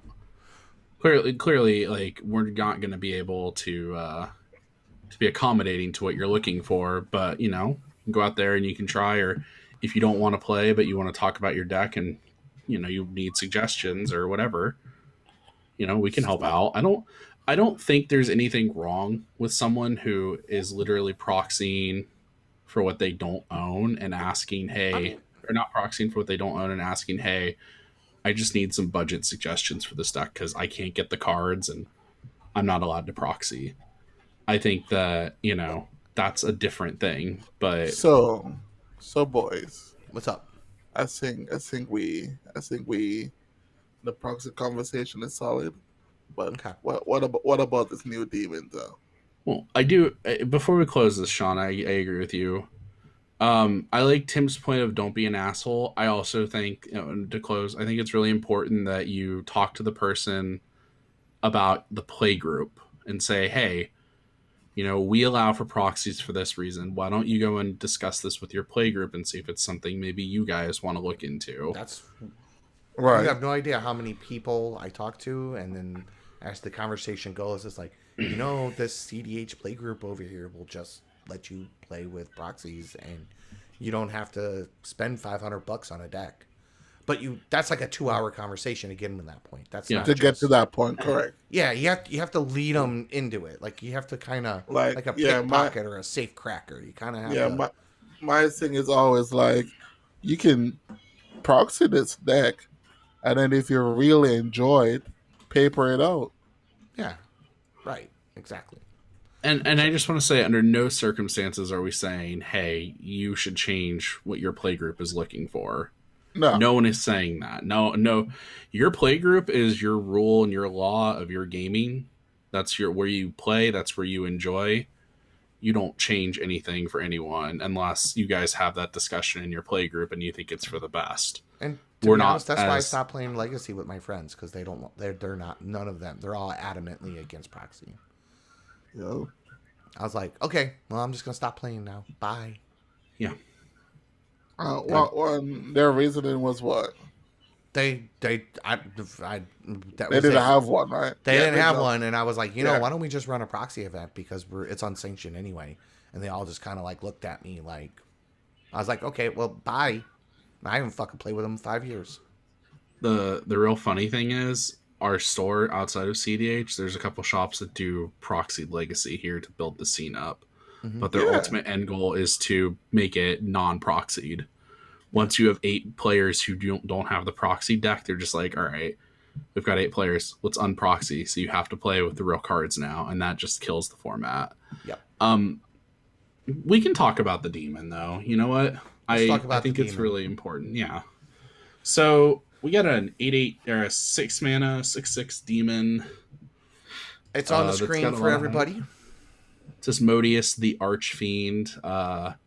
It's got an ability Binding Contract, and if you would draw a card, you exile the top card of your library face down instead. So it's Necropotence. Mm-hmm. You can pay triple black, draw 7 cards.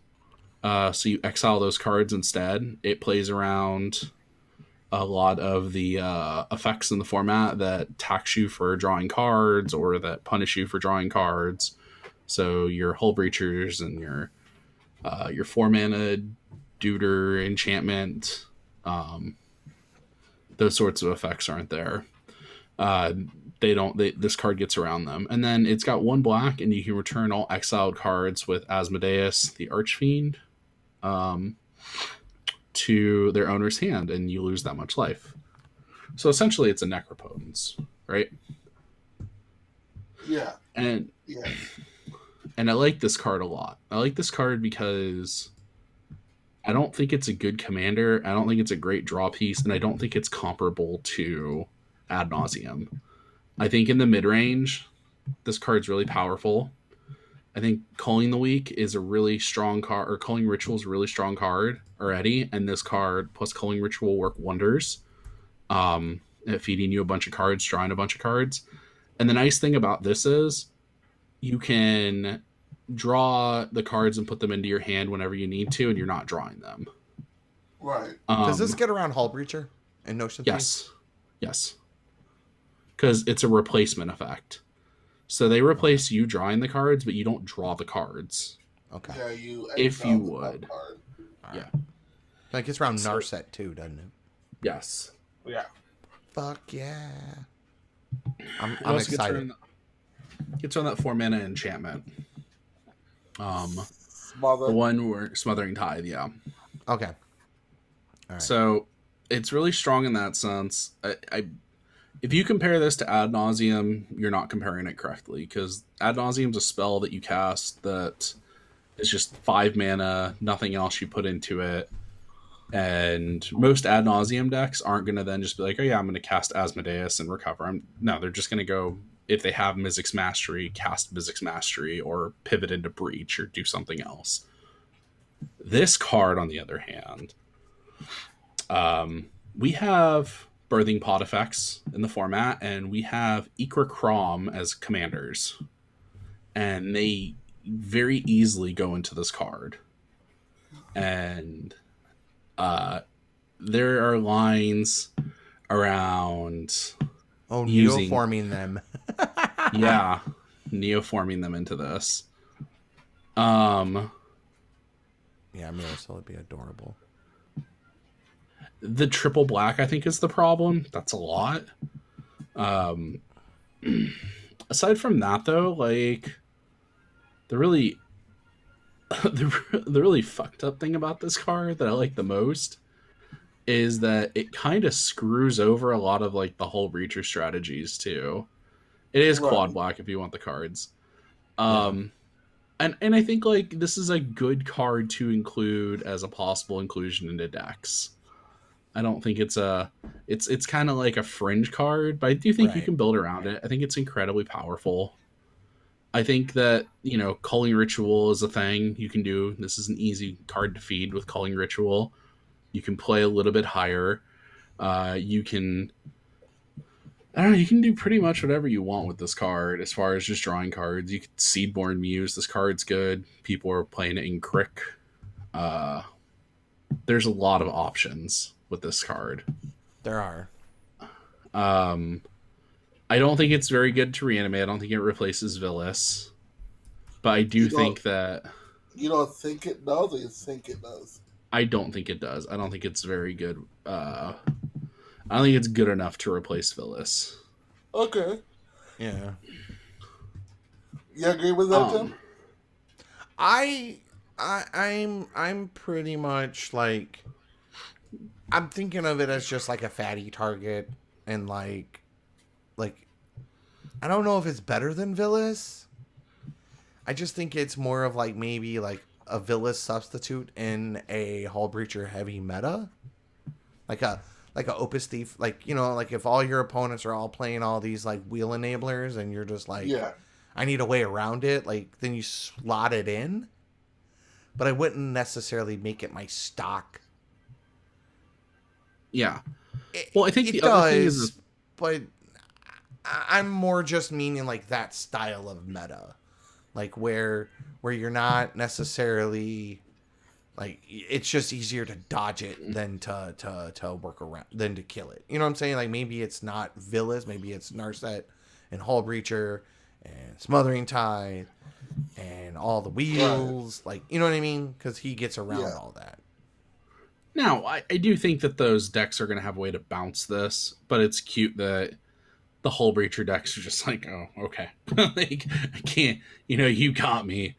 The two key things about this, you can pot into it and it's 6 mana. 6 mana is right on the cusp of being castable. 8 mana is very difficult to get to, and 7 mana we have PETA. Which is also very difficult to cast. I mean, I've known people who are like, man, I'm just 1 black short. I don't have the right pip requirements. Or, man, I'm just 1 mana short to cast it. 6 mana is not that hard. it's a lot. But Villas is like way too much mana to ever hardcast, and I think that it's comparable. I think that this card is in certain decks. I think it's better than Necro. In other decks, I think it's worse than Necro. Right. Ooh. Um, Okay. like Curious Control plays Necropotence, I would probably play this over it. Right. Like I'd be fine. I exile cards, whatever. The only bad thing is that I'm drawing a bunch of cards, so I have to pay a black to put them all into my hand. That might be the Yeah. downside.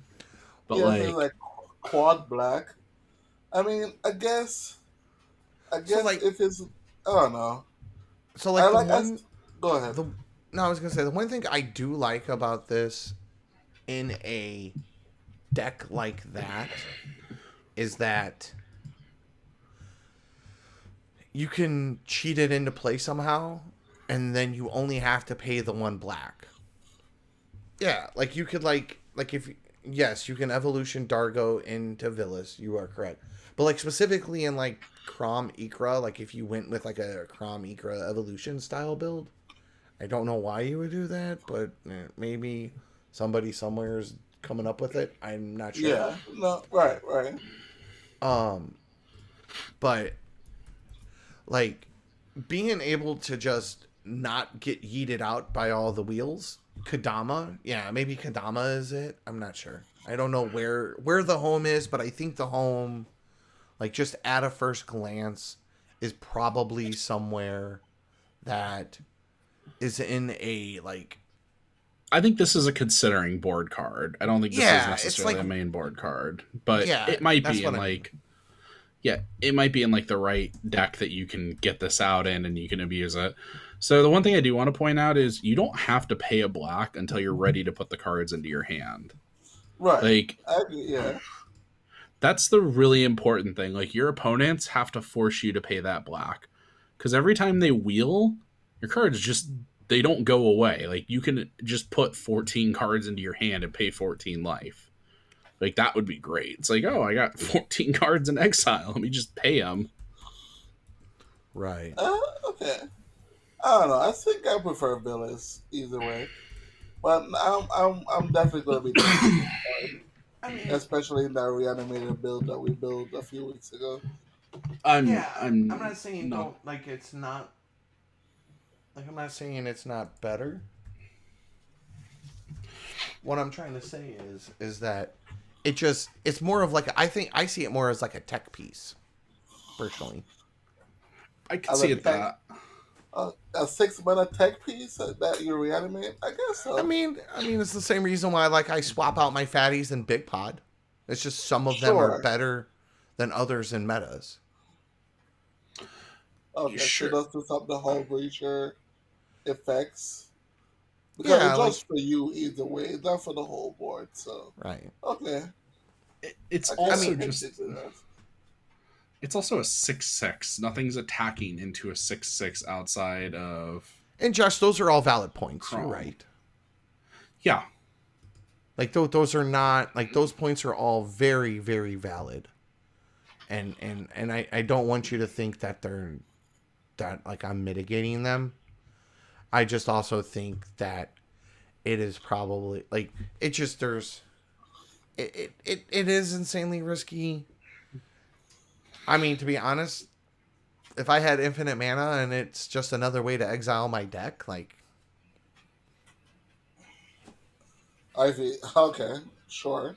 like that's what I see as the worst. Like the basement of it is I have a 6/6 flyer that I can no exile on flyer, my just a Brew. 6/6. It All doesn't right, a fly. 6/6 that yeah okay It's a 6/6 Devil God. yeah That's what's hilarious. The creature type's a Devil God. yeah Um, I'm kind of I'm like trying to wait like do a cost benefit analysis on it. I'm not trying to think that it's like the bee's knees. You know what I'm saying? my final judgment on this, and this is, and you guys can go after, but my final judgment on this is I think it's worth exploring, but I don't think it's going to be quite good enough. With that said, there's been a lot of chatter about this card on Facebook and Reddit and Right. on the Discords that this thing is insane. Put it into perspective. Playtest with it, you know? I'm gonna mess around. I'm gonna try to see if I can neoform into this thing and Yeah. off of a Crom and see how that looks. Oh, you could Uh, have sat the crowd to see how it looks. Fair enough. either that or sack the Ikra. I mean, I'd like the Ikra to gain me some life, so I can keep drawing cards. But I'm really excited to play this off of a culling ritual or play an Eldritch Evolution or an EE, or Neoform, I should say, um, into this off of a culling ritual and seeing what I can do. Ooh, that's spicy. Yeah. Yeah, like I think that there's lines with Time this to card. review the World Tree. That is Sorry. spicy. Oh I don't know. God. I think it's worth testing. That's all I'm Yeah. giving it. I don't think it's going to be a Yeah. staple. It's Yeah, I worth don't think it's testing. going to be a staple. I think it's worth maybe looking into, but I'm kind of dubious myself. Yeah, like the green dragon that got spoiled yesterday that makes treasure whenever it got dealt damage. That one seems a lot more playable, and that's not playable either. You guys ever seen that one? The Nog I have. old Nog. I gave it a glance. Yeah, I wasn't like You super wasn't hyped on it. impressed. I saw potential. Someone will say, Oh, put it in Corvold. I'm like, I'm already playing cute things in my Corvold. We I don't need to mean, get any cuter. but Sean, you so pretty, and you love Oh, Jite okay. so much. Right? Right, right. Everybody was asking you to blink earlier. They didn't realize that that was just like a photo. So I Oh like was man, just turning the picture on that and off. that dead stare. Yeah, Edric would. Yeah, that dragon. So, all right. What was the next one we wanted to talk about? I think we kind of. so the last one, if we want to go into this, it's branching into playables. Um, So yeah. So there's. it is. Oh, sorry. Branching into playables. It is the EDH staple card list. If you The want to go into CDH that, Staples list. CDH, yes. June 2021. Yeah. So this is the update, and why don't you tell us about where this information's pulled from? All right. So this CDH Staples list, the project was originally started by Playing with Power, and then got handed off to a person by the name of, and I don't know why I always draw a blank on it. Null Mage is the one who curates it currently.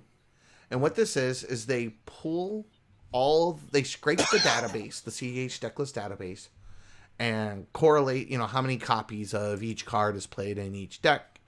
And then they create a stables list based off of that. That list, and it just kind of gives you an idea of what cards are common in the card pool and available, and just some things that like you should consider to pick up, because if you're able to actually if you have most of these, I have most of these cards, you can pretty reliably build most decks if you have this list of 200 cards. And it doesn't include everything, but it includes pretty much everything that appears on, I think the cutoff was 10 decks or 8, somewhere right around there. It's actually in the write-up that I linked. They kind of go into more detail about it. But what I kind of find fascinating personally is when you go up to sorting, you can actually kind of sort by price. Tim, you want to take the Asmodeus off the screen, by the way, boss? Oh yeah, that would be nice, right? And if I just put that away. Let me make that go away. There we are. It's gone. Is that there's a lot of cards that you will see actually aren't that expensive. And when I say that not that expensive, I mean like sub $20. You can pick them up, for if you're on like a a reason, like essentially what you would pay to like go play in a draft. You know what I mean? And Yeah. and from a collection building standpoint, like there is a pretty decent amount of cards that you have access to that can help you start fleshing out lists. Yeah. And yes, 80% of your decks tend to be staples, and it's kind of one of those things like once you buy a card once, it tends to fit in a lot of places.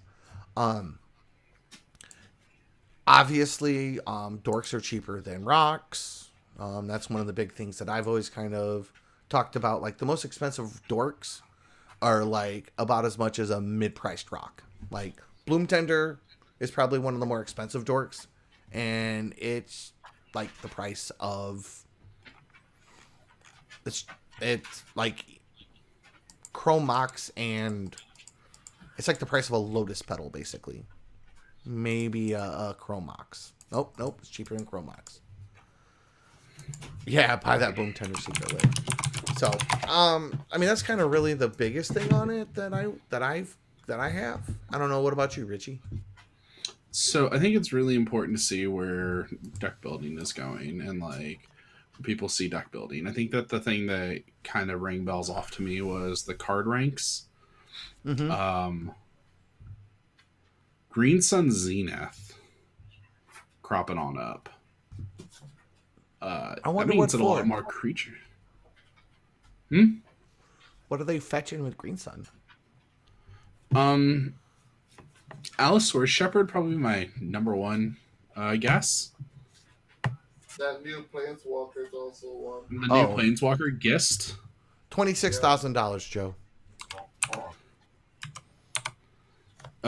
You can't Green Sun for 0 to get it, right? It's Green Sun. You can get Dryad Arbor for 0. Yeah, and Dryad Arbor. That's the only green creature that costs 0.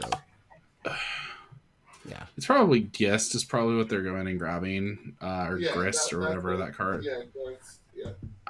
Yeah. I'd have to see what else, but like seeing that card, you know, anytime you see a card like Green Sun Zenith pop up, it's kind of a slower card. I don't think Green Sun Zenith is very fast. I don't ever associate it with this card is incredibly busted. It's really fast. I think it's a very it's very powerful, but it's not. Well, it's a little bit on the slow side. To touch on, we did the June metagame project with Cricket and Squirrel Mob last week. I did, and one of the things we were talking about was how the meta is starting to shift from turn 2, 3, and 4 to turn 3, 4, 5. Really? Yeah. At least from the games submitted to him. So this is additional data that can kind of help correlate with that a little bit.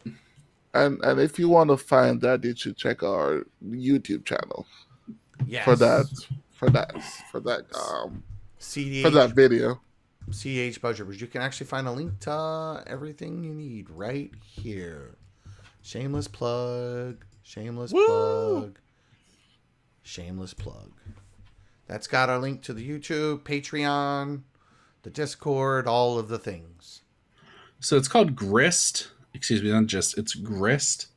The Hunger Tide. Yeah, but why are they getting Grist? Because also for what I have seen, a lot of decks right now, a lot of decks are going from they're still going Nozber, but I think a lot of the meta is going non-blue right now. And so like and a lot of people really, really, may I say really again, despise Hull Breacher. And it's a way to kill a Hull Breacher. So there's some other targets, but like it's oof. I didn't think it was Grist. Yes. That didn't make any sense to me to get this Planeswalker because I'm like, Collector Oof I think is much more reasonable. Turn 2 getting an Oof into play for 3 mana is great. Wow. Collector Oof is fantastic. I use Collector Oof makes Tatiova a real deck. Like, not gonna lie, Collector Oof plus some counters. And you love you some Tatiova. Oh, I love Taddy. Green Sun is just I don't know if I agree with what Richard was saying as slow cards. I've been in a lot of discussion where people have been judging decks like, oh, this card is too slow because they don't believe in like a mid range grind anymore. Like, oh, if I can't cast this on turn three, it's too slow. Like, Right. I don't know. Like Green Suns, I mean, I wouldn't call Green Suns a slow card. I think Green Suns is a slow card in the sense of what the format can look like. Okay. And if the format allows for Green Suns to play, that means the format's slowed down. I'm not saying Green Sun Zenith is unplayable bad and it's too slow to see No, no, I play, know you're not saying that. but No, I agree with that. turn three yeah, Zenith. I will. Yeah. And I think stacks decks are on the rise right now, and Yeah. I've seen people turn one collector oof or turn one um shepherd or whatever it is to Allosaur turn Shepherd. off their own rocks Mm. because of what the meta is right now. Like I've turned one collector oof to turn off my own mana creep. I mean, did I win the game? No, but I would have lost on turn two either way. But I Right. made it to like turn eight instead. I Well, still lost the game, and but that's the thing, like with the metagame project. I mean, he's only getting like 80, 90 games a month reported, but right, the trend with those games consistently over the last 3 or 4 months have been that the percentages of turn. So it goes like turn one, there's like almost no instances of winning. Then like it's like 11% ish, like 10 to 12% turn two. Then it jumps to like 15% to 17% turn three, four, five. Then it yeah, drops back down to like 12%. And then it just like every other turn after that is like less than 10%. yeah. I mean, no, it's a turn five format, which I don't Yeah. know why five turns take almost 2 hours. Because it's a lot of because game actions performed. Yeah, no, I because get it. it's A lot of. it's a turn 5 format, Sean, but in a 1v1 that'd be 10 turns. You'd each get 5. You'd each get 10. Yeah, no, That's I how you have to wasn't look even at thinking it. about Yeah. like 1v1. Look, that's part of it. I mean, yeah, I guess 10 turns in 1v1 is a lot. Well, Um, and I mean that trend is just like a trend, like it's an average, yeah, and I mean the difference between turn two and turn three is like that's not that much. Like I mean it's still the bulk of games in CDH are ending by turn four or turn and three, turn turn five four. at the latest. Like most of them are Yeah, ending turn four. But the big indicator from all of that we I was kind of looking at was that since the biggest threat the win turn was turn three, um, is it's the earlier players in turn order that are threatening the wins, not the seat three and seat four. true. So what's happening is like from turn two to turn four is a very large bulk of the win attempts, Our and players one and two. yeah, But like, yeah, here's the deal. I think with Green Sun, I'm kind of curious if there's a lot of Cody decks still popping around because Cody was this big bad feared deck of the format when he gets sick. He brewed a list, and there were a bunch of other lists out there that people brewed and played, and um, everyone was have a good night, finding. man. I found really good Bye. consistency on turn three with it, and really good consistency on turn two. Like I was turn two, turn three, and pretty Right. like that was 95% of the games. Mm-hmm. I think that maybe just green sunning for oof might be a necessity right now, but it also makes me think that decks are playing a little bit more density of creatures because normally when you put green suns in your deck, you're probably adding an additional one or two creatures in there. Well, or at least So creatures you need to hit, and they have to yeah, be green. so I think that like those decks also sometimes play Llanowar Elves, Birds Paradise. Elves though are a thing. Maybe Priest of Titania is slowly Yo, becoming stronger again. Maybe that's something you want to keep your eyes on. Figure out how many decks are playing Green Sun Zenith. Look into their creature configuration, and if you're seeing a lot of elves, and you're seeing a lot more green GSZs, you know the best way to take advantage of it is to go ahead and play Priest of Titania. Another great way to take advantage of it is to play Pyroclasm. right. Um, Yeah. I think Pyroclasm is totally fine. Um, The other thing we're seeing a lot of red decks pop up. Like red is really, really coming in, and you know what I think that is Ragavan. I think a lot of that has to do with Well, Ragavan. Red's just been getting a push. Yeah, very solid. Fergie, Magda, Dockside, Breach, SWAT. I think though a lot of people are playing with Ragavan. Like that card is stupid definitely in this format. But like for this sure. is the thing, you know. Dockside was just already busted. Breach was already busted. Ragavan's really good. I'm kind of surprised to see Mox Amber. Maybe people are slowly. Tim, you know, there was a time where you played Thrasios and Mox Amber and it was considered bad. And you've always been like, no, I like this. It works. It's an easy, cheap mana rock. It's literally a 2-mana talisman at that point, but it costs 0. You know? Right. It was, I could play my commander and then cast that and it makes mana.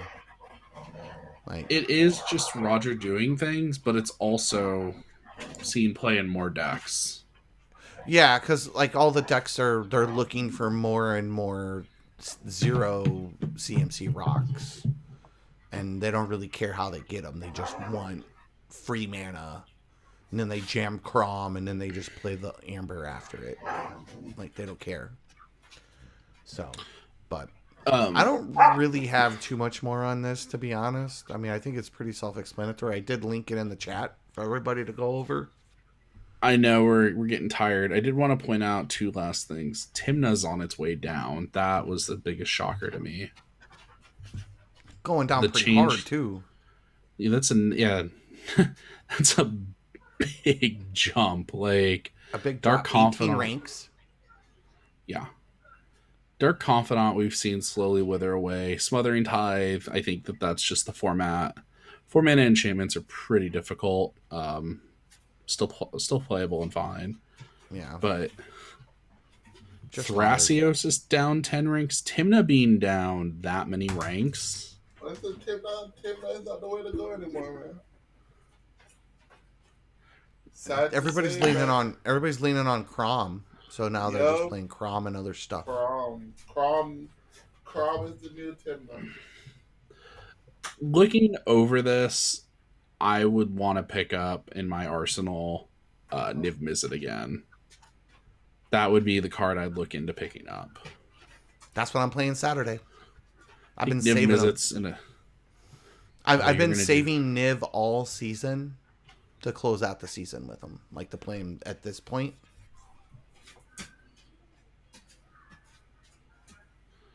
It is, but it's also people are brewing these decks and playing these decks. They're not playing these decks. People aren't just playing decks. They're putting decks on there. You actually do have to have requirements of playing games. You can't just brew decks and be like, oh, this looks fine. Sure about they that? Don't. I'm positive.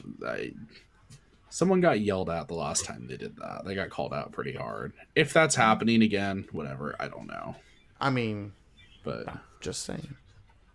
I don't know. Past behavior is an indicator of future behavior. And then really, so Dothy Voidwalker. Have you guys gotten to play with that yet? I'm excited. I haven't played with it yet, but I played against it. It's a pretty good card. That card's busted. I have problems with if I don't want to attack with it sometimes. Esper Sentinel, I think, is really good. I don't know if it's playable as a 1-drop, but a lot of people like it. I think it's playable. It's good early, late. It's a good value piece. I want to play with Anafenza. Okay. It's making all these it's making Boros playable. This is the thing, Dothy Voidwalker and Esper Sentinel. Like, I'm surprised to see Timna dropping that much. That's like the biggest indicator. Urza Saga has been busted in every format I've played it in. And then the last one, Phyrexian Tower. It's getting, I think that's getting played in like Roger lists, Dargo lists. Dargo is a lot of the Dargo lists playing it. Yeah. Corvold plays it. Frog. Corvold is on the rise again. Frog is on the rise. Yeah. Yeah. I just tell it, people are going leaning away non-blue decks right now. From what I've been playing in Nexus, Founders Club, CDH games, all those other discords, I've been in Morrowind, a lot. baby. Yeah, in a lot of Sans Blue pod. Well, there's also that. What's that angel that there's a Kamal and it's a Commander Legends angel. That oh god, the white one, the mono white one, the partner. It's not a chroma, is it? Yeah, I think the new Chroma from Commander Legends. What does it do? A chroma from Commander Legends is hot garbage. It's a 7-mana 6/6 partner. It reads Flying First Strike Vigilance Trample at the beginning of each combat until end of turn. Each other creature you control gets a +1/+1 if it has flying. +1/+1 is first strike, and so on for double strike and all these other abilities. I was seeing that card. So are you thinking about something else? You play it with Kamal, and it's a Selesnya stack deck. And you just try to kill people. Yeah, it's like a better Yasharn is what it is. Better Piggy? No such thing. Can't get better than the Hog, man. Well, let's go ahead and wrap this up. I love sweet meat. Don't get me wrong, but that's what I call Yasharn, sweet meat. Sweet meat. Let's go ahead and look at wrapping this up. So, I think the big thing here is that it sounds like a lot more linear decks are being played now, a lot more focused synergies and strategies instead of utility. And from the sounds of it, except for everyone else, Sans Blue apparently is a thing. I have yet to have that luck with the Sans Blue pod, but you know, I've been having a ball. Listen here, Josh. Listen.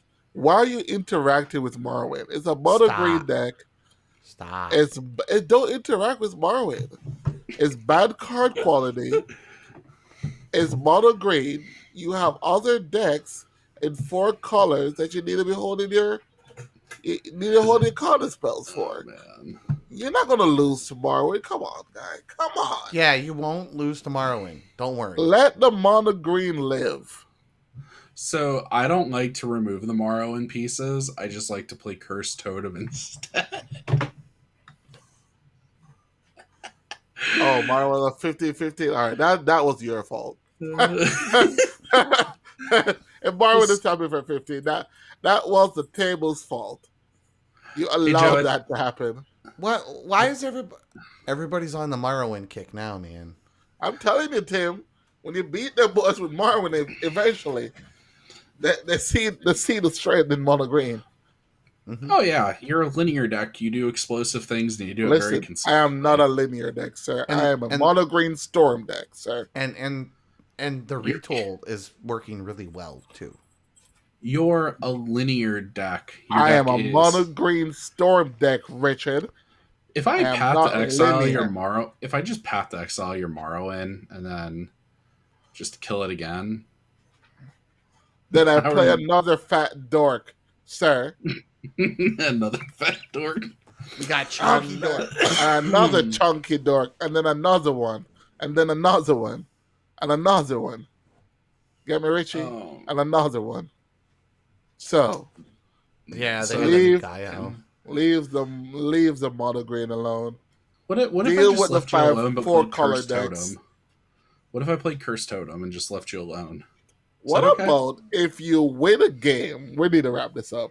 What about if you win a game after 2 color rituals? Jeez. Who didn't do that? Colored Ritual is a horrific card versus Morrowind. Oh my goodness gracious! It doesn't kill MILF. It doesn't kill MILF, but it kills every damn thing else. Yeah, it does.